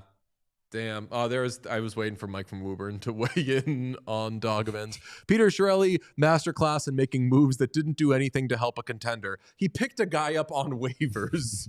Mike, any more super chats? no, it looks like we're all current. Yeah, we should. Maybe on a hockey lore, we'll do Kasper's Dogavans. That and one shootouts. just seems like a sad one. No, but just like he tried doing, like, I'm gonna just look it up right now. Sean, can you you can't just like play a video off YouTube, right? Potentially. Kasper's Dogavans shootout. Well, what is? Yeah, Kasper Zdogavan's unorthodox shootout attempt, 3/11/2013. Yeah, I just sent it to I you, mean, Sean. I feel like we're gonna That'll demonetize the this video for no stream. reason. Oh, okay. Yeah, that's the only thing. Well, Look it up. I forgot that he didn't score, honestly. I think that, like, I don't know if you forgot. I think that literally nobody knew that he didn't score. He just did a crazy fucking thing. That was so random and stupid. I mean, it was like it was pretty cool. Like he just held the puck down with the toe of his blade, and then did like a spinorama. With Oh, it, and I saw this. I saw this replay the other day. I know exactly what you're talking about. It was pretty sick. What a I might get that jersey. Did you see? Maybe you sent it. Cole Hudson's like breakaway attempt in the AHL All-Star game. That shit rocked. Quinn Hudson. Quinn Hudson. Yeah, excuse me. And he fucking just kicked the stick. He just kicked his stick. That rocks. Paul missed the net though. Like, is it not cool if you miss the net? I mean, it was still a pretty cool. And it looked cool. It's an All-Star game, so it doesn't really matter. It was just cool. I've never seen somebody even like kicking the stick is such a crazy move for no. I saw someone reason. in the comments, and I don't know if it's true, but someone said that was a Johnny Gaudreau thing. Kicking the stick? That he would do that, which nothing would surprise me with that guy. Yeah, doesn't seem like something you would do. But yeah, Quinn Hudson. So yeah, the Dog Events thing with the Bruins was triple overtime, and he had the wide open net, and he did not put it in. But Bruins shouldn't have won that series. Yeah, but that could have won that game. They won. I mean, they won game 2 and 3. Just the shot of him going head down on the bench is so sad. I mean, butterfly effect. So like different things would have happened probably, but like they did win games 2 and 3 of that series. Yeah. I would still say if they were up 3-0 in that series, it would have been 50-50 that they would have won because Patrice Bergeron was dead. Chara, I think, was like secretly injured. What's his face was playing. He'd never played in the NHL. Carl Soderberg was like their first line or like their second line center or something. With one good eye. Yeah. Oh man. Bruins were 2 OT goals from a sweep. Yes, that's right. Oh, because they lost. You're right. They lost game 4 in overtime. Damn. Those were the days. Okay, friends. This was a blast. We're going to do a regular episode tomorrow. Noon, boys? Noon. Noon? Yep. Okay. If you haven't liked yet, it would do great things for us. Appreciate you. If you're looking for anything to do tonight, there's a new episode of Traitors at 9. But before then, you can get in a lot of Creek apps. Yeah. There's also this should be redirecting people to the DFO post-game show with Johnny. Cool. Check that out too. Tell Johnny we said hello. Yeah. Spam the chat. Ask him his thoughts on Dawson's Creek. He'll be very confused. Yeah. And we'll see you tomorrow. Say, are you really not if he doesn't say anything for a little while, say, are you really not going to address Dawson's Creek? Tell him to address Dawson's Creek and weigh in. All right. We'll see you tomorrow. Bye. Love you. If you enjoyed this video, please subscribe to What Chaos here on YouTube. You will get everything, daily episodes, player interviews, and so much more. It's all here on the What Chaos YouTube. Hit subscribe.